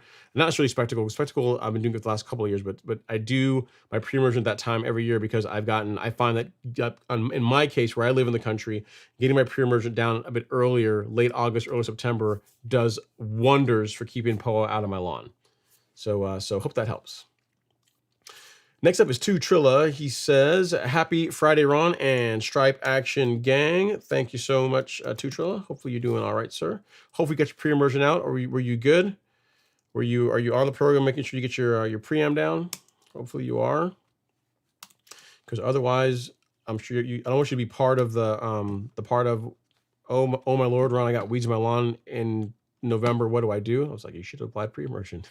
That would have helped it. Or I got tons of weeds in my lawn. It's February. What do I do? And you should have applied your fall pre-emergent. That would have helped it. All right. So next up, we got Brad Larson. He says, hey, Ron, another week of no rain in Alabama and nothing coming up. I'd like to put down my last granular fert app, have irrigation, but usually wait for rain. How much water is needed to water it in? Half an inch, quarter to half an inch is what I go for, Brad. So yeah, if you're going to water it in yourself, quarter to half an inch is all you're going to need to get the fertilizer into the soil, let it begin working. So yeah, that's what I would aim for. Gary Keller Jr. says, happy Friday, Ron. I've been just sitting back and watching your show. No issues here on my cool season grass, but quick. Should I apply a fungicide down this fall with my last fertilizer treatment? I would. I think you're on YouTube. Yeah, you are. If you're on YouTube, Gary, if you look at the pinned comment, which will take you to the blog post that was released today that talks about things to do to get your lawn ready as temperatures get cooler. Fertilizer, a high potassium fertilizer is one of those things. And another thing is fungicide apps. Like a preventative fungicide is something that I am a fan of doing. Here's how I look at it, right? If you do your preventative fungicide app and it helps keep, in your case, like snow mold out of your cool season lawn, that's a huge win versus waiting until next year and you see, things thaw out and you've got like a bunch of damage. Now you've got to overseed, you've got to try and correct when it could have been prevented or in worst case, like severely reduced using a fungicide. So that's why I'm a fan of doing preventative fungicide apps in the fall time frame, in the fall and also in the spring, because it's easier. It is easier to prevent lawn diseases than correct them after the fact. And because of their nature, even if you try to correct them after the fact, you're looking at an eyesore in your lawn for several weeks. So most of you guys don't like looking at eyesores in your lawn. I like looking at patches of my lawn that look ugly. So that's why I apply fungicides more preventatively than waiting for there to be a problem and using them. And you find that's how a lot of places do it too. Like if Devin were on here, he'd likely tell you something similar. Like on golf courses, they don't wait. Like they spray fungicides every few weeks on the greens, and they don't, not like they wait until there's a disease problem. Like 3 weeks for spraying fungicide. And the reason why is because it's highly stressed turf, and they're trying to prevent the problem from preventing disease from being a problem in the first place. They're not waiting until something surfaces and then trying to correct it because eyesore, right? Like they may have to shut the green down, have to keep the patrons off the green, which is not good for a private golf course, right? So think of fungicide. I think fungicide is best used as a preventative than waiting for there to be a problem and then using it. So hope that helps, Brad. I will send you a link here really quickly to the new knowledge base article on preventing lawn diseases that was published today. There's actually two of them. There's a blog post that was last week on lawn diseases specifically, and then this one is really a guide on winterization. So it's not only on like disease control in your lawn, it's on everything, like winterizing your sprinkler system, your mower, your tool maintenance, lawn maintenance, things, how you should change up your lawn care program when it comes to the fall months. So it's both of them are great. So that's thing one. And then thing two, specifically speaking about diseases that tend to manifest themselves in the cooler times of year, is this guy. So that's thing two. So those two blogs, one's a knowledge base, one's a blog article. Both of those should get you all squared away. But to answer your question, yes, I would apply a fungicide. That's what I would do.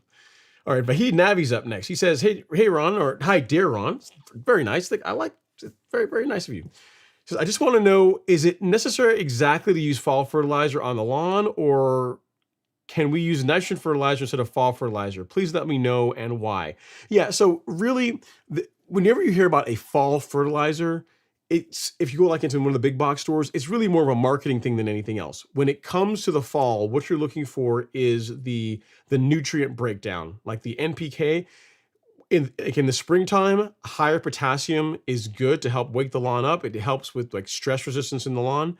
And as the lawn's about to go dormant, a higher potassium fertilizer is also beneficial. So is it strictly necessary? Do you have to use it? No. Is it a great idea? Yes.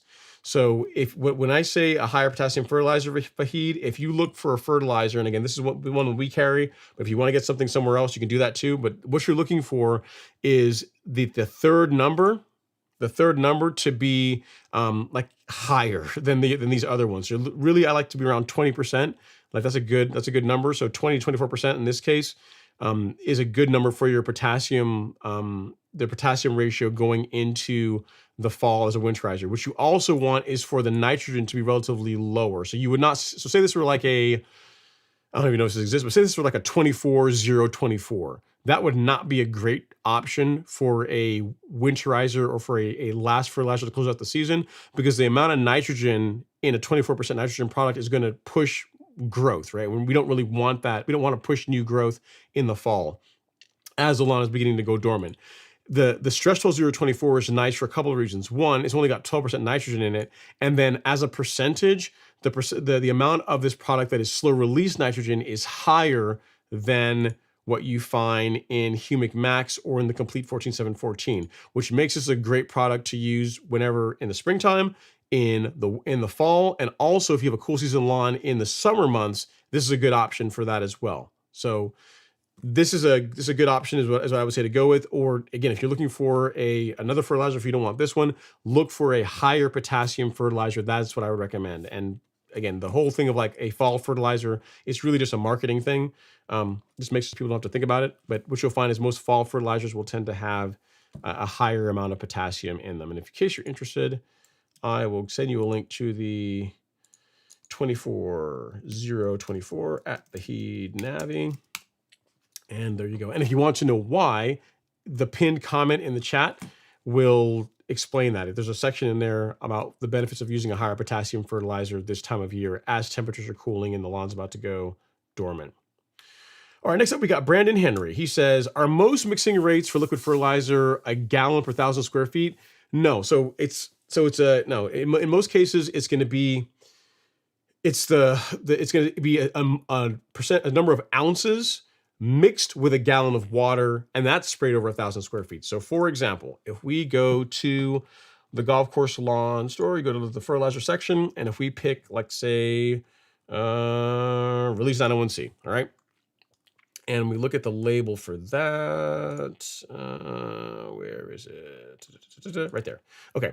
So if you look at the label for release 901C, it says 2 to 7 ounces per 1,000 square feet. So you see that right there that I'm clicking on, that I'm highlighting, that right there. So that's how much of the fertilizer needs to be sprayed over 1,000 square feet. Now, obviously, spraying 2 to 7 ounces of a liquid over 1,000 square feet is not going to work just in its by itself, right? We have to dilute that with water and then spray that amount, that diluted mixture over 1,000 square feet. So whenever you hear me say, mix this many ounces with a gallon of water and spray that over 1,000 square feet, I typically I'll abbreviate it into say, 1 gallon per 1,000 square feet. But it's not a gallon of the fertilizer. It's not a gallon of the product. Like, you would not want to do a gallon of release 901C over 1,000 square feet. It's the amount of the product per the label. In this case, 2 to 7 ounces. I personally think 3 ounces is a great rate. I've tested the higher end, and you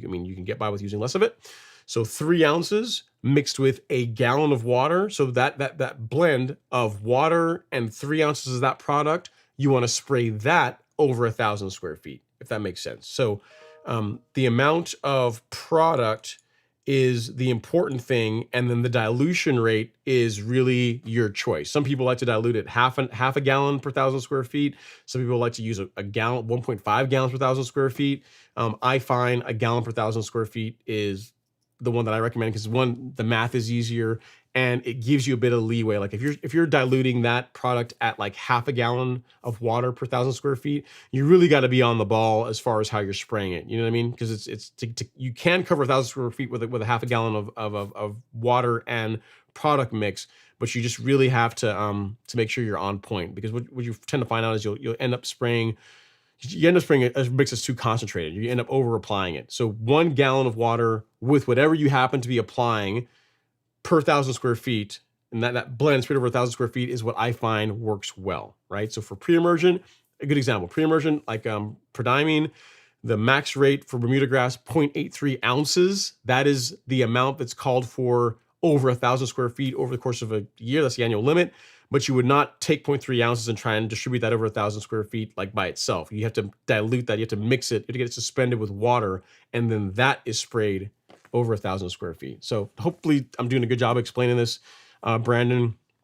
But in other words, the dilution rate does not matter. Like, the amount of water doesn't matter as much as that you're ensuring you're using the correct amount of product over 1,000 square feet. So in other words, going back here, that's to beat this horse to death. But let's say if you look at what it says 2 to 7 ounces per 1,000 square feet. So let's say you take that 2 to 7 ounces and you mix it with 1.5 gallons of water. As long as you spray that 1.5 gallons of water with 2 to 7 ounces, whatever you decide to use, over 1,000 square feet, you're good. If you decide to go with half a gallon with the 2 to 7 ounces over 1,000 square feet, you're also good.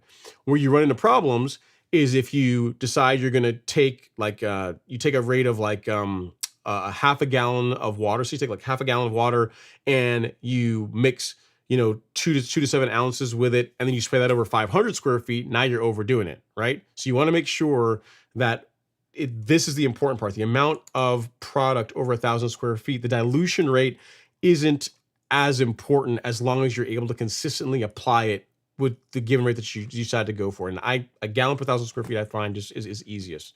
So that's why I tell people to do that. So hopefully that helps. I beat that one enough to death. If you have any other questions, let me know. But I think I've explained that properly. It's not a gallon of the product. It's water and the product mixed, that gallon mixture over 1,000 square feet. All right. Next is to Trilla. He says, do you know if Spectacle Flow has some post-emergent benefits? I believe it does. For younger, I think it says for crabgrass and dandelions, I think. I know for crabgrass, it mentions on the label. Dandelions, maybe too, but I think it does say for crabgrass. I've noticed that younger dandelions are starting to die off in my first split up. Yeah. I'm not surprised by that. It does. It's primarily a pre-emergent Trilla, but it does have some post-emergent control of weeds at the younger, if they're younger. So yeah, but in other words, I would not use Specticle as a post-emergent herbicide. It's almost like how dithiopyr is to an extent, where dithiopyr has some control against young crabgrass. Specticle also has some reach back as well. All right, but check the label to find out exactly the ones, like all the weeds that it has the ability to do that for. I'm pretty sure crabgrass is on there. I didn't know that dandelions are, but yeah, sounds like it's, in your case, you're getting some control of dandelions, which is good. All right, Brian Tanner is up next. He says, "Hi Ron, I did a soil test in July. Would you do another one now or wait until the spring?" It's really your call. You can do another one now if you want. If you have reason to believe that your soil pH could be off, like, I'll answer it this way. If your pH in July was spot on, was in good shape, then you can wait until the springtime. If it's like was outside of the norm, if it was like a little bit too low or too high, and you are considering doing an adjustment to, or doing an application to help improve your soil pH levels, that's when doing one in the fall makes a lot of sense. So it's really up to you based on what your July soil test said. If your pH is in good shape, you can wait until next spring. If it's not, then doing one in the fall will give you the guidance you need to know what product applications you should be making to help move pH to a better place. It's a good question, Brian. I appreciate that. All right, Brian T. All right, so let's see what we have next. We got Alex Zamora. Alex Zamora is up next. He says, hang on, I deleted that accidentally. All right, Alex Zamora is up next. He says, "Hi Ron, I've been spoon spraying with ammoniacal AMS, a sulfate, with potash equal to a pound of N per month. Long-term problem doing this and correcting the pH with lime at the beginning of every season."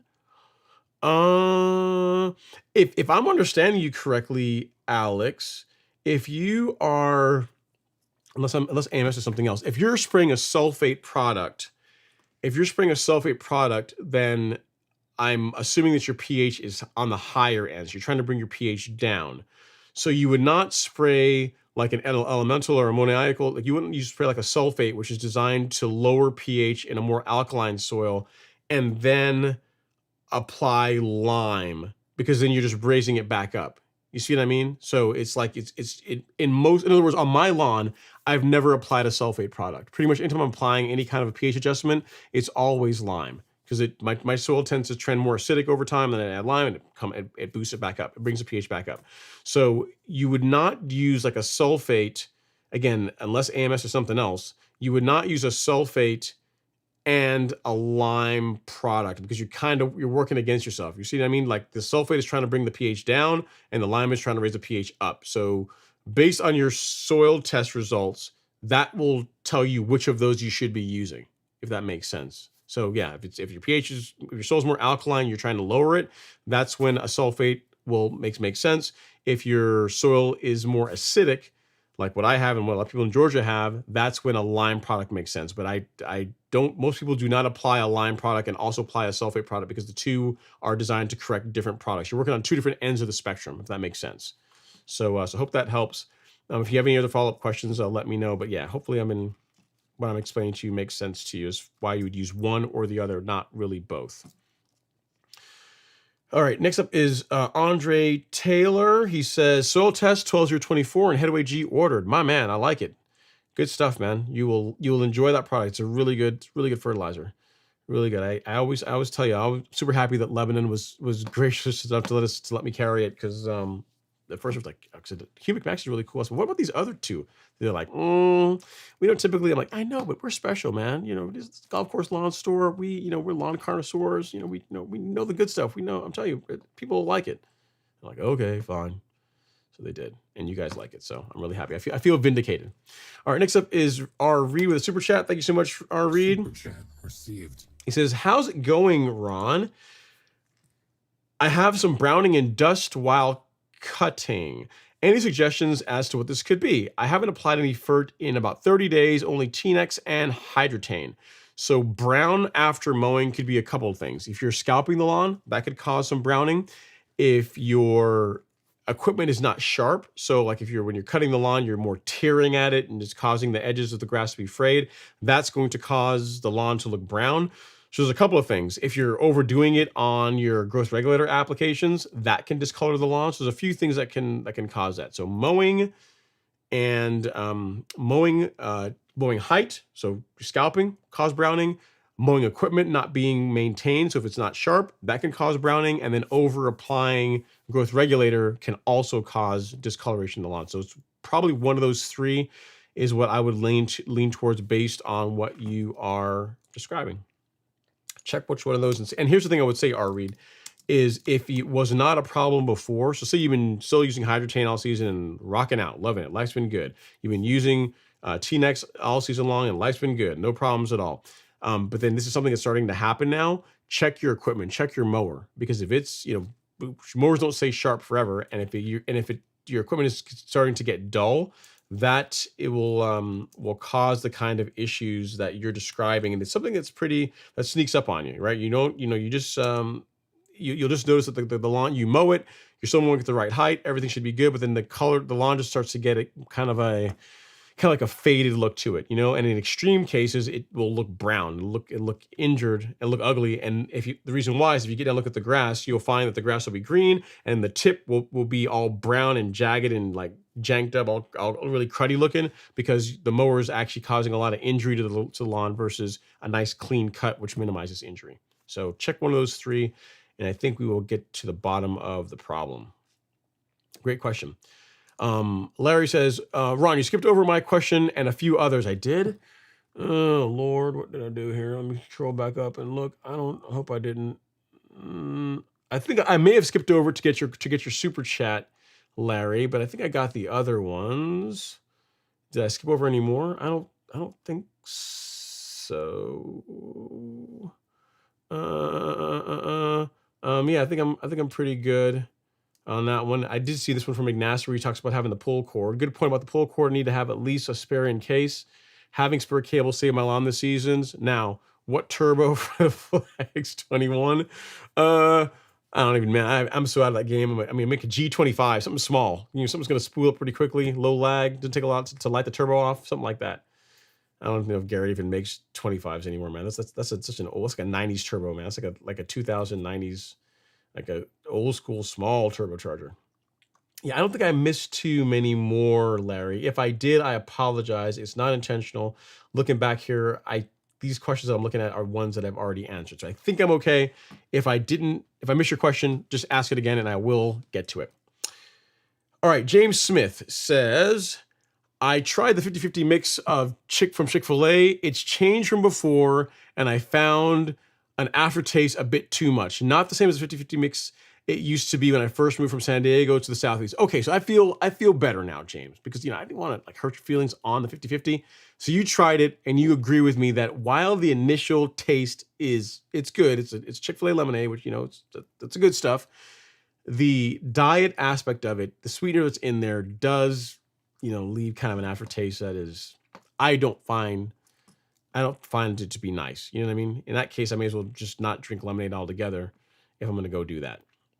So I'm glad that you're finding the same thing. So maybe they changed something. Maybe they changed the sweetener that they're using or whatever, and that's what's causing the aftertaste. It'd be some good feedback to provide to them. I can tell my local Chick-fil-A that, and you can tell your local Chick-fil-A in your area that, hey, same thing. This used to be better, and I don't know what's going on now, but we need to fix this. All right, next up is Alex Von House. He says, love your work. Ron is the best. Thanks for your service. Much appreciated. Ever so gently hit the like button. I really do appreciate that, Alex. It really does mean a lot. Thank you so much. I'm glad you get value out of the content and the channel. All right, so I have a question here from Real Hopeful. It says, does nitrogen help with fungus? What do you mean? So as a general rule, no. Like if you have a disease problem in your lawn, you're not going to want to apply nitrogen as a means of treating it. Now, qualifier. If you take like a Bermuda lawn, right? A Bermuda grass lawn. If it's getting a healthy diet of nitrogen, certain lawn diseases like dollar spot tend to not be a problem if that's the case. So if you have a Bermuda lawn and it has dollar spot all throughout it, in most cases, if you were to pull soil tests, like pull some samples, you're going to find that the lawn is more than likely nitrogen deficient. So having adequate amount of nitrogen in a Bermuda lawn, in a lot of cases will preclude you from having an issue with dollar spot in your lawn. But it's not like if you have dollar spot, nitrogen. In other words, one is not nitrogen is not a fix for dollar spot is what I'm trying to say. But it can help prevent certain diseases. Now, in another case, if you're over applying nitrogen, that's when, like, what's a good example? Like large patch. Take a large patch. Take a Bermuda lawn. If you're applying too much nitrogen and you combine that with a lot of wet and humid weather, that's when you can, if your lawn has already been exposed to it, can create conditions where diseases like large patch or brown patch can become more of a problem. So over applying nitrogen tends to cause more problems with lawn diseases than correct them. Good example in the fall.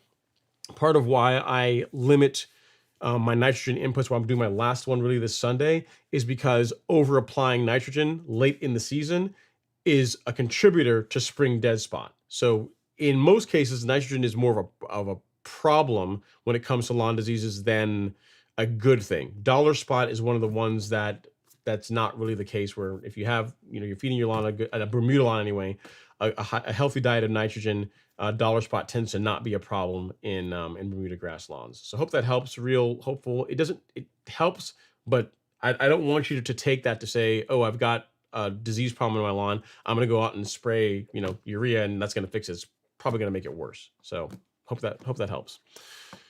All right, next up is James Finnegan.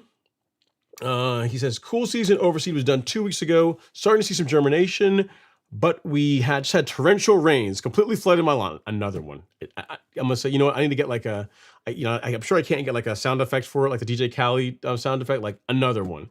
He's completely flooded my yard. Do I need to reseed again, even through late September? I think you're going to be okay, James. I'm going to show you an exhibit here. This is a lawn, not that one. I should have named these, but this is a lawn that, like you, is a fescue lawn. And this is a story about a guy named Ted, right? Who not too long ago did exactly what you were doing. He was doing even more extreme. You're doing an overseed. He did a complete renovation. So his lawn was bare dirt.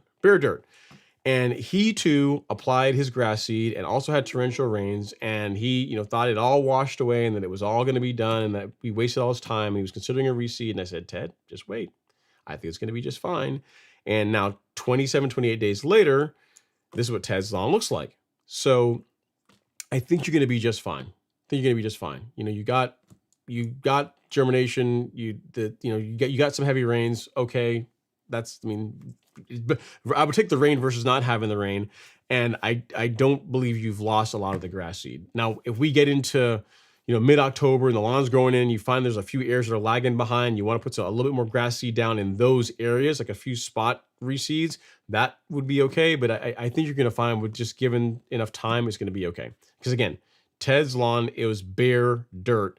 He had kind of what you had, torrential downpour, and that's what it looks like less than a month after the project started. So just give it more time. I think you're going to be okay. I wouldn't worry about it.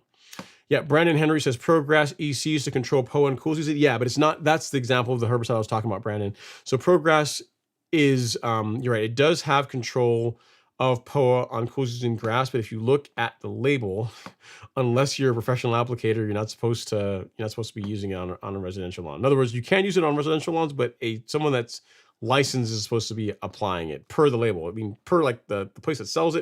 And if you look all throughout the label, it says it. Don't sell this to someone that's not a professional. And like it has all this guidance that pretty much really makes it clear that you're not supposed to be using it unless you are a pro applicator. But yeah. And even for controlling POA, if you read the label, there's specific instructions you have to follow to get a good result when it comes to controlling POA in your lawn. All right, next up is So Fair Love. Says, what's your opinion on the 2024 McLean low-cut reel mower? I have not seen it. I didn't know that McLean released a new reel mower. I've never mowed with one, the new 2024 version of it, so I can't say for sure. I don't know. I cannot say for sure. Next is Tom Hoffenkamp. He says, sent your picture, Ron. Thanks for a fabulous year so far. The advice is ridiculously helpful. Ridiculously and helpful. Okay, thank you. And effective. So effective. I don't even need to use the post-emergent. I'm feeling blessed, but it's you. No, it's not really me. It's not me. It's you. You did the work. You'd be surprised the number of people that email me and say, "Hey, what should I use to do X, Y, Z?" And I say, "You should do this and this and this." All right, the way I answer it is, if it were me, this is what I would do. And then they email me back like 2, 3 weeks later, and they did the polar opposite. They used something different, or they didn't do what I told them to do. And then they're like, "I still got the problem." I'm like, "Well, I mean, you didn't, I mean, you asked my opinion. I'm not saying that my way of doing it is the only way of doing it, but it's based on results. It's based on receipts. It's based on what, what I'm telling you. I'm not just making it up. It's based on what other people have done, following that guidance, have gotten good result from it. So if you want to do something different, nothing wrong with that, but I can't, I don't know how to tell you, you know what I mean? The long and short of it is, Tom, I say all that to say that you doing the work is what really matters. Like you listening to the live stream and I'm answering your questions and telling you, hey, I would do this for this problem, or I would do this for your nutrient program. All that is good advice, but it doesn't really mean anything unless you actually do something with it. So good job. I'm glad that you're getting great results, and that glad that you're getting good results, and that if you need anything else, definitely let me know. I'm trying to find your email. I don't see it, Tom. If you send it to me, I don't see it, so I may have to save it for next week, because I don't have an email from you. Or if it was too large, my filters blocked it or something. So I don't see anything from you at this point. All right, moving on. We got Jim Schmid. He says, for the fungus topic, if you were to apply a product like Eagle 20 EW for curative to an infected area, do you recommend applying granular headway G?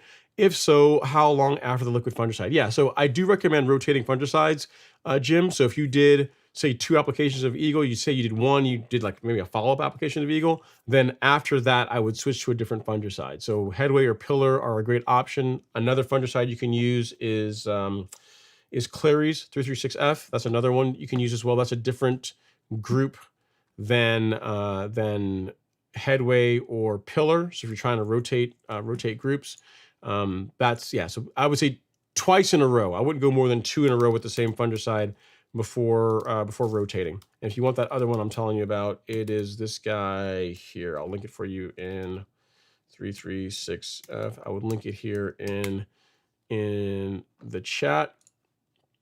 And not there.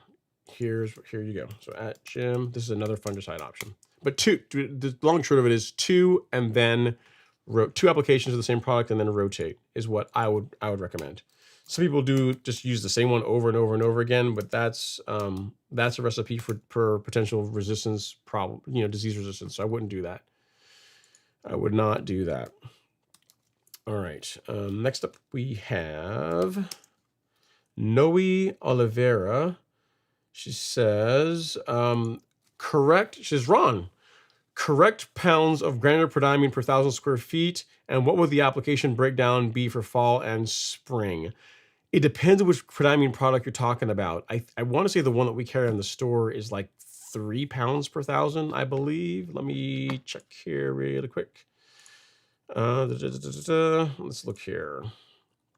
Let us see what the application rate is for the granular prodiamine. I want to say, yeah, it's 3 pounds per 1,000. So if this is what you're talking about, Noe, is if you look at it's a 45-pound bag, and a 45-pound bag covers 15,000 square feet. Yeah, a rate of 3 pounds per 1,000.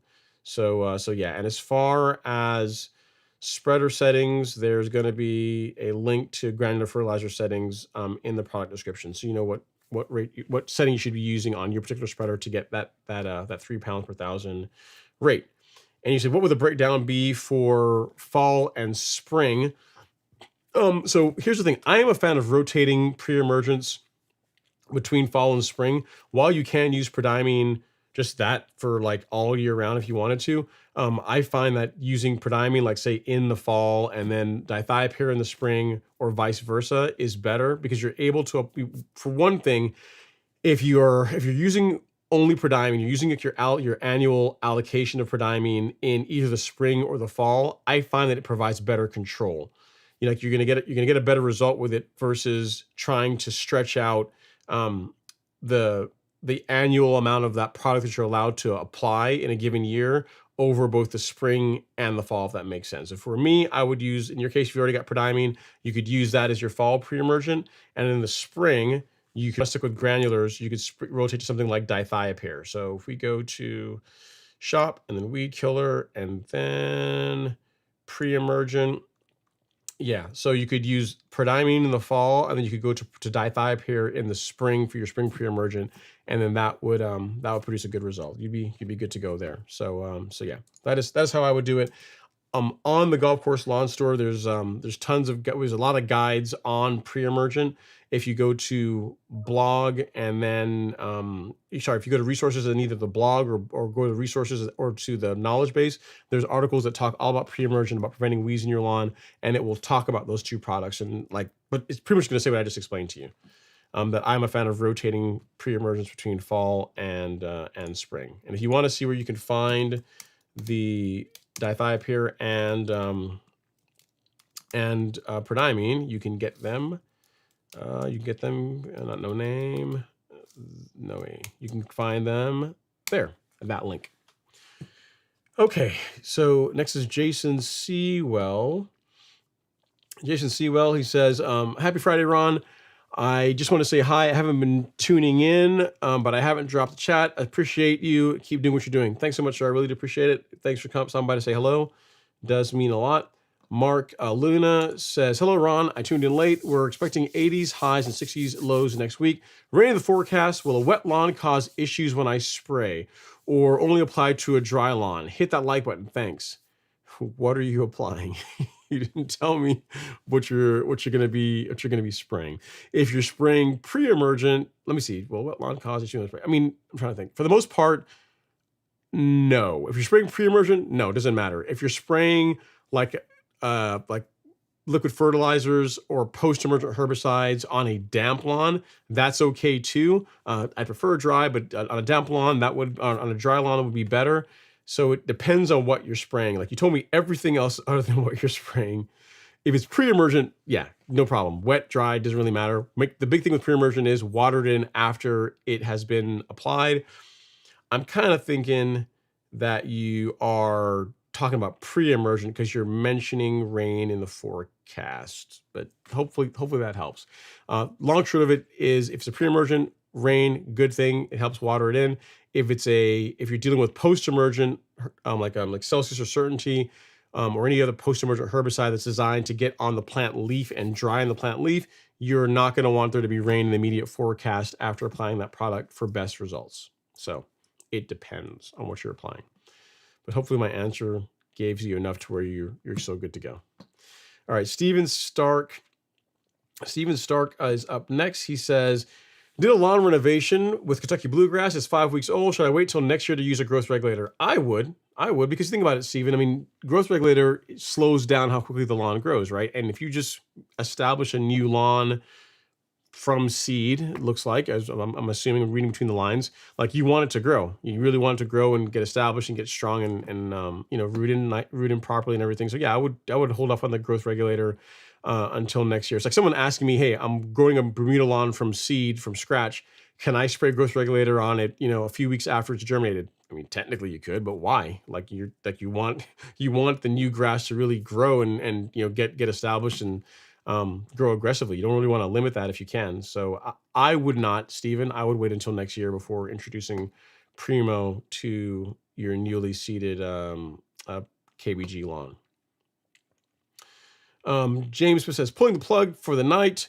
I'll email you the soil test results and the update of that thing with the spraying. Thanks, buddy. Yeah, keep me posted as far how that develops, James. I really do appreciate that. And then Brandon says, thumbs up. Got it with your water explanation per 1,000 square feet. Thank you. You're very welcome. Yeah, it's not complicated. I did the best job I could as far as trying to explain it. Hopefully it made sense to you, like the way I spoke about it. All right, Shelby Amos is up next. No, it's not Shelby. Next up is Dalen Krause. He says, hey, Ron, hope all is well. I know they provided all different benefits, but out of the Miramichi products, which would you say is most effective for the soil? Or which would you say does the most for the soil? Maybe rank them in your opinion. Okay, for the soil, it would be either carbonized PN or Essential G. Either one of those. If I can only have one, Essential G, because it's easier to apply. Well, yeah. Then I can't really top just Essential G. I mean, Essential G or carbonized PN, either one of those, because those are really designed for the soil. They're designed to get in the soil. They have a higher amount of biochar in them than, say, the liquids do, right? So for the soil, which is what you asked, carbonized PN or Essential G, either one of those. Again, Essential G is easier to apply. For liquids, the carbon kit. So for liquids, I would say this. It's not really one product, but it would be the carbon kits, because you get Release Zero, you get NutriKelp, and you get BioSpectrum. So that's what I would say. It's technically 3 products, but you can buy it as one in a kit. Yeah, because the NutriKelp is different to Release 901C, and BioSpectrum is different to both of those. So those I can't really saying one or the other, because they're different. They serve different purposes. But carbonized PN, if you go here, these two products are more similar. They both contain compost. They both contain biochar. Essential G also contains some humate, some silica, and reclaimed coffee grounds. So as far as a more complete or a more like a newer blend, Essential G is superior to carbonized PN in that route. So carbonized PN and Essential G, superior in that route. But from a standpoint of top dressing, if you're going to do some leveling work, or you're just looking to do a light top dressing with a really organic material, then it's really tough to beat carbonized PN. Also, if you're doing a new lawn and you've got the time and patience to like rake it in, carbonized PN is a great option as well. So either one of these two, you're not going to really be mad with either one, but carbonized PN or Essential G if your goal is soil. If you're talking about liquids, then the carbon kit is what I would say. All right, next is Shelby Amos. He says, hey, Ron, Spurge is insane in Dallas-Fort Worth right now. Too late to hit it with the Celsius Certainty combo? If so, should I do pre-emergent before or after? It's not too late. If all you're dealing with is Spurge, I would not do Certainty as well. I would just use Celsius. Just use this. Celsius at the, I always used to say at the lower rate, but really it's at the higher rate. So Celsius at the higher rate will knock out Spurge. Make sure you use surfactant with it. And I would just save the Certainty. Unless you think you're already getting some POA in your lawn potentially, I wouldn't waste the Certainty on that unless you absolutely need it. Pre-emergent before or after doesn't really matter, but I would get your pre-emergent down sooner than later if it were me, Shelby. So in other words, the pre-emergent does not influence whether you use the post-emergent herbicide to control the Spurge. Pre-emergent is more about preventing POA and other weeds that are going to start germinating here in the next few weeks as temperatures cool down. All right, Larry says, I think I've already answered this one. He says, Ron, I just scalped the lawn to level it and overseed it. Holes from digging out the weeds need to be filled in. Do you recommend sand and topsoil mix to level before? I'll be seeding with Elite Top SQ. Yeah, that works. That works, Larry. Yeah, so you could use like a blend of soil and sand. That'd be just fine. I mean, how deep are the holes? I mean, are we talking, if it's a relatively shallow hole, you can just use a compost if you want. You know what I mean? I don't know how big of a cavity the weeds left, but it really shouldn't be that big. So it's your call. If you want to use a sand and soil blend, I'm fine with that. If you want to use just straight compost, I'm fine with that too. Either one of those will be okay. And he says, my name is Larry. Also, I have some Spurge shoot coming up even after the Triad and Fusilade that kill 99%. I can't use it again since I need to wait 4 weeks after. Do you have any suggestions? I would wait the 4 weeks, and then you would spot spray. What you should find, Larry, is it shouldn't come back as bad as it was before. And you can't, unfortunately, use pre-emergent because you're going to be seeding your lawn. So yeah, it's just, you can be playing whack-a-mole with the weeds, man. That's going to be your thing, because you're making the choice to establish the new lawn from seed. That's your focus. And the negative to that is you're going to have to tolerate a bit more weeds in the lawn until it's fully grown in and get to the point to where next year you can use pre-emergent to prevent the problems with Spurge coming up. So it's just, there's no free lunch. You have to kind of pick which you want, which is more important to you. And it sounds like in your case, the fescue, the lawn getting established, is more important to you. So just, it's going to be a game of whack-a-mole, unfortunately, here for a while. until the lawn is established. Next up is Jim Schmidt. He says, dang it, I was just thinking, so glad no lemonade talk and trying to fix. Oh, yeah, a little bit. We stuck a little bit of lemonade talk in there. All right. Next up is Andre Taylor. He says, hey, Ron, how do you care for areas of your lawn that tends to get radiant heat from the sun? I don't do anything really special. I do use like a moisture manager. I use Hydrotan, like the granular Hydrotan, to help with preventing localized dry spots in the lawn. But I don't really do anything special. Like my entire lawn tends to get a lot of radiant heat from the sun because there's not really any trees. It's all just open. So yeah, I don't really have a problem with radiant heat and causing a problem in my lawn. It's Bermuda, so it likes tons. It loves all the sunlight and loves all the heat. It loves that. So it's so yeah, that's not really a problem for me. If anything, I have an issue with like the one big shrub there I have near the street or near the sidewalk, like that tends to cast a shadow, and the lawn around there is thinner. Like that's an issue that I have, and that I can't really do anything about. So I just deal with it. I just look at it and frown every time I have to mow over it. All right, Dalen Krause says, how many years does it take to convince your wife that spending money on your lawn, mowers, rakes, sand, and rental equipment is okay and worth it? Also, is it also that it's normal mowing every other day? Asking for a friend. Yeah, so how many years does it take? It shouldn't take that long, Dalen. I mean, it depends. It's all on your approach. The way you have to look at it is this, right? Like, if you long as you allow her to function in her space too, so she probably has things that she enjoys, might be shopping, might be jewelry, might be whatever. It could be whatever it is, right? It could be some other hobby that she has. As long as you're allowing her to have her time to go do those things, then it's an easier proposition for the for what you spend in the lawn. And another thing you have to do too, and your wife has probably done this for you as well, is she's probably used this on you, to where when they go out and they go shopping and they buy some stuff for the house, the thing that often says is, well, it's not really for me, it's for the house. That's how you justify it. It's for the house. And mowing, it's pretty easy to justify that mowing is not just for you. Granted, you take a lot of pride in it, but mowing is very much for the house. It's for the neighborhood. It's for the property values and all this kind of stuff. You don't get nasty letters from the HOA, all this kind of thing. So if you look at it from a standpoint of that you're helping to preserve like property value and just keep the lawn looking nice, and that it shows that we're really taking care of the property, I think that's a good approach to take to it, versus this is just me and I want to spend a bunch of money on like lawn care stuff because it's my hobby.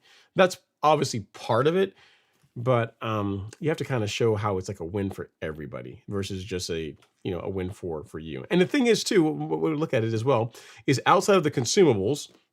Like a mower, you don't buy that every year. The turf rake, you don't buy it, or like a leveling rake, you don't buy it every year. Rental equipment, it's if you top dress every other year, it's not a regular thing, right? So it's once you get all the big purchases out of the way, it's really just the consumables, and that's stuff you would be buying anyway, right? Because you got to take care of the lawn. So that's how I would go about it. I don't know how well it's going to work, but that's the approach that I would take. All right, next up is Mark Luna. He says, hey, Ron, I have rain in the forecast next week, and I'm planning to spray Spectacle next week. Temps are finally going to be in the 89 degrees. You maybe want to wait a little bit longer, Mark. If it's going to be 89 degrees, that's pretty close to 90. So you've probably got a little bit of headroom if you want to wait to spray Spectacle. But I get it. If you want to take advantage of that rainfall, that is fine too. All right, next up is Joshua Riggins. He says, when do you start putting fungicide on a newly seeded lawn? Fungicide really shouldn't negatively impact the lawn as long as you're sticking with the rates, the proper label rates, Joshua. So as long as you're not over applying the product, fungicide doesn't tend to be hard on a new lawn. It's not like herbicide. Like herbicide on a new lawn, you want to be careful. Even if it's labeled for your grass type, you still want to be careful with herbicides on a newly established lawn. Fungicide, insecticides, those you can, as long as you're sticking to the label rates, those usually don't have a negative impact on a relatively new lawn. So whenever the time of year calls for it. So in other words, if your lawn were established in, say, this spring or this summer, and you're thinking about doing a fungicide application this fall, I wouldn't be concerned about that. If you had established the lawn in July or August, and you're looking at doing a fungicide app like next month, I wouldn't really be opposed to that. Again, the big thing is just stick to the label rates. Don't get too, don't overdo it, is what I'm trying to say. But that's true for everything when it comes to your lawn. All right, next up we have Mark Luna. He says, hello, Ron. Will be spraying Spectacle on a wet lawn? Actually, I'll start over. He says, Mark Luna. He says, hello, Ron. Will spraying Spectacle on a wet lawn cause issues with its effectiveness? No, not at all. Have rain in the forecast next week. High in the mid 90s. We're expecting mid 80s and low 60s. Okay, so it's trending cooler. So you do want to get your pre-emergent out. No problems at all with that, Mark. There's no issue with spraying Spectacle Flow on a wet lawn. The big thing is after you've sprayed it, you want to water it in. So either from rain that's going to be coming hopefully soon after application, or you running irrigation is what you're going to want to do. So yeah, as long as it's watered in after application, there's no issues with using Spectacle Flow on a lawn that has some moisture on it. No problem. All right, and congrats, good job on going with that product. So it's an excellent product. It's definitely not inexpensive, but it for what it's designed to do, it's tough to beat. And Mark says, thank you, Ron. You're the GOAT. I appreciate it. I don't know about that, but I do appreciate the kind words. And then let's see. Larry says, thank you, Ron. I'm always looking forward to your Friday live streams and learning videos. I'll do my best. And then Andre Taylor says, maybe radiant heat, but more reflective heat off windows. It tends to burn a patch in the lawn. Yeah, so I don't really have that issues, Andre. What I've heard is I've had a viewer, like BYD has that problem, and there's another viewer that's nearby me that also has the issue. And what he's going to try out is apparently there are coatings. There's like a coating you can put, or not a coating, like a film you can put on the lawn, a film you can put on the window that reduces the reflectiveness of it. I have not tried those myself because I don't have that problem, but that is what he's going to be doing next year. And something he's talked to me about potentially making a video on it to talk about, hey, this is a problem that he had in his lawn, because literally he showed me it's like literally almost like someone took a lightsaber and like literally like burned like a line in his lawn. So it is an issue. It is a thing. I mean, BYD, from what I understand, also has that same issue as well. And from what I understand, the way to correct it is by using a film or coating on the windows that helps reduce the reflectiveness of it, so you don't have the problem as much. I can't speak from experience. I don't have that problem on my lawn. All right, C Math is up next. He says, Ron, it's been a while. My friend, I'm also stuck on the 101 freeway since appearance. LOL. Hope you've been doing okay. I have been, man. Thank you so much. It's been a busy last couple of weeks, but it's things are getting better. So yeah, I am doing well. Glad that you are doing okay. Sorry you're stuck in traffic on the 101, but hopefully the live stream is at least an entertaining way to pass the time while you sit in traffic. Rashad Logan says, hey, Ron, I overseeded 6 days before a tropical storm. Is it too soon to use a fungicide? It shouldn't be, Logan, but I mean, but I guess what are you? It should be okay. I mean, there's again the same answer that I gave to the other gentleman. I mean, check the label. I'm trying to think of the label for headway and pillar, and I don't believe there's any guidance on there that says don't use it within X period of time of a seeding project, as long as you, or even like new turf that's been established, as long as again you stick to the label rates. You should be okay. Shouldn't be a problem. Double check the label for whatever fungicide product you're going to be going with, but you should be fine. And then finally, looks like our last question of the evening. This one from CMath says, I did some lawn leveling this past spring and would like to seed this weekend. What is the best way to do it without creating a bumpy lawn again? Well, you've already done leveling in the spring, CMath. The lawn should already be somewhat smooth, right? So as long as whenever you are applying more material as part of your top dressing project, as part of your seeding project, as long as you spread it evenly, you shouldn't make the lawn bumpier in the process. If anything, it should make it smoother. It should make the lawn even better, not necessarily worse. Now, if you're just going to be dumping, the compost, whatever you happen to be using out in the lawn and not doing a good job raking it in and spreading it out, yeah, that could cause issues, but I don't get the impression that that's what you're going to do. If you don't own one, a leveling rake is an excellent investment. And that will ensure that whenever you put out your grass seed and do your leveling work, that you get a good result. So if you're looking for a leveling rake, I'll link you one here in the chat. I mean, there's tons of different brands, but this is a decent one. The one that I've let me see, leveling rake that I've recommended to several people, and they like the results they get with it. I haven't had any complaints. So at C Math leveling rake. See, you just wanted to just ask a question about your overseeding project. I got you buying lawn care tools. Bad influence. Zoysia Dad says, Ron, what grit do you recommend for backlapping? Thank you so much for all your insights. I want to say that what I use is 120 grit, Zoysia Dad. I believe so.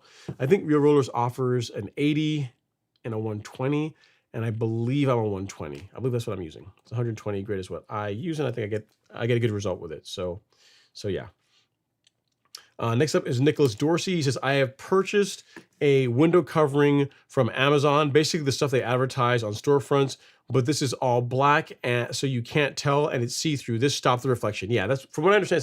It's almost like a lattice. It's almost like you stick it to it, and you can still see through it, but it's not clear, but it's like almost like a lattice. It's like a stick-on lattice that prevents the reflection or reduces the reflection, Nicholas. So yeah, cool. I'm glad to hear that you got a good result with that, because again, that's what the viewer that lives not too far from me is planning on doing next spring.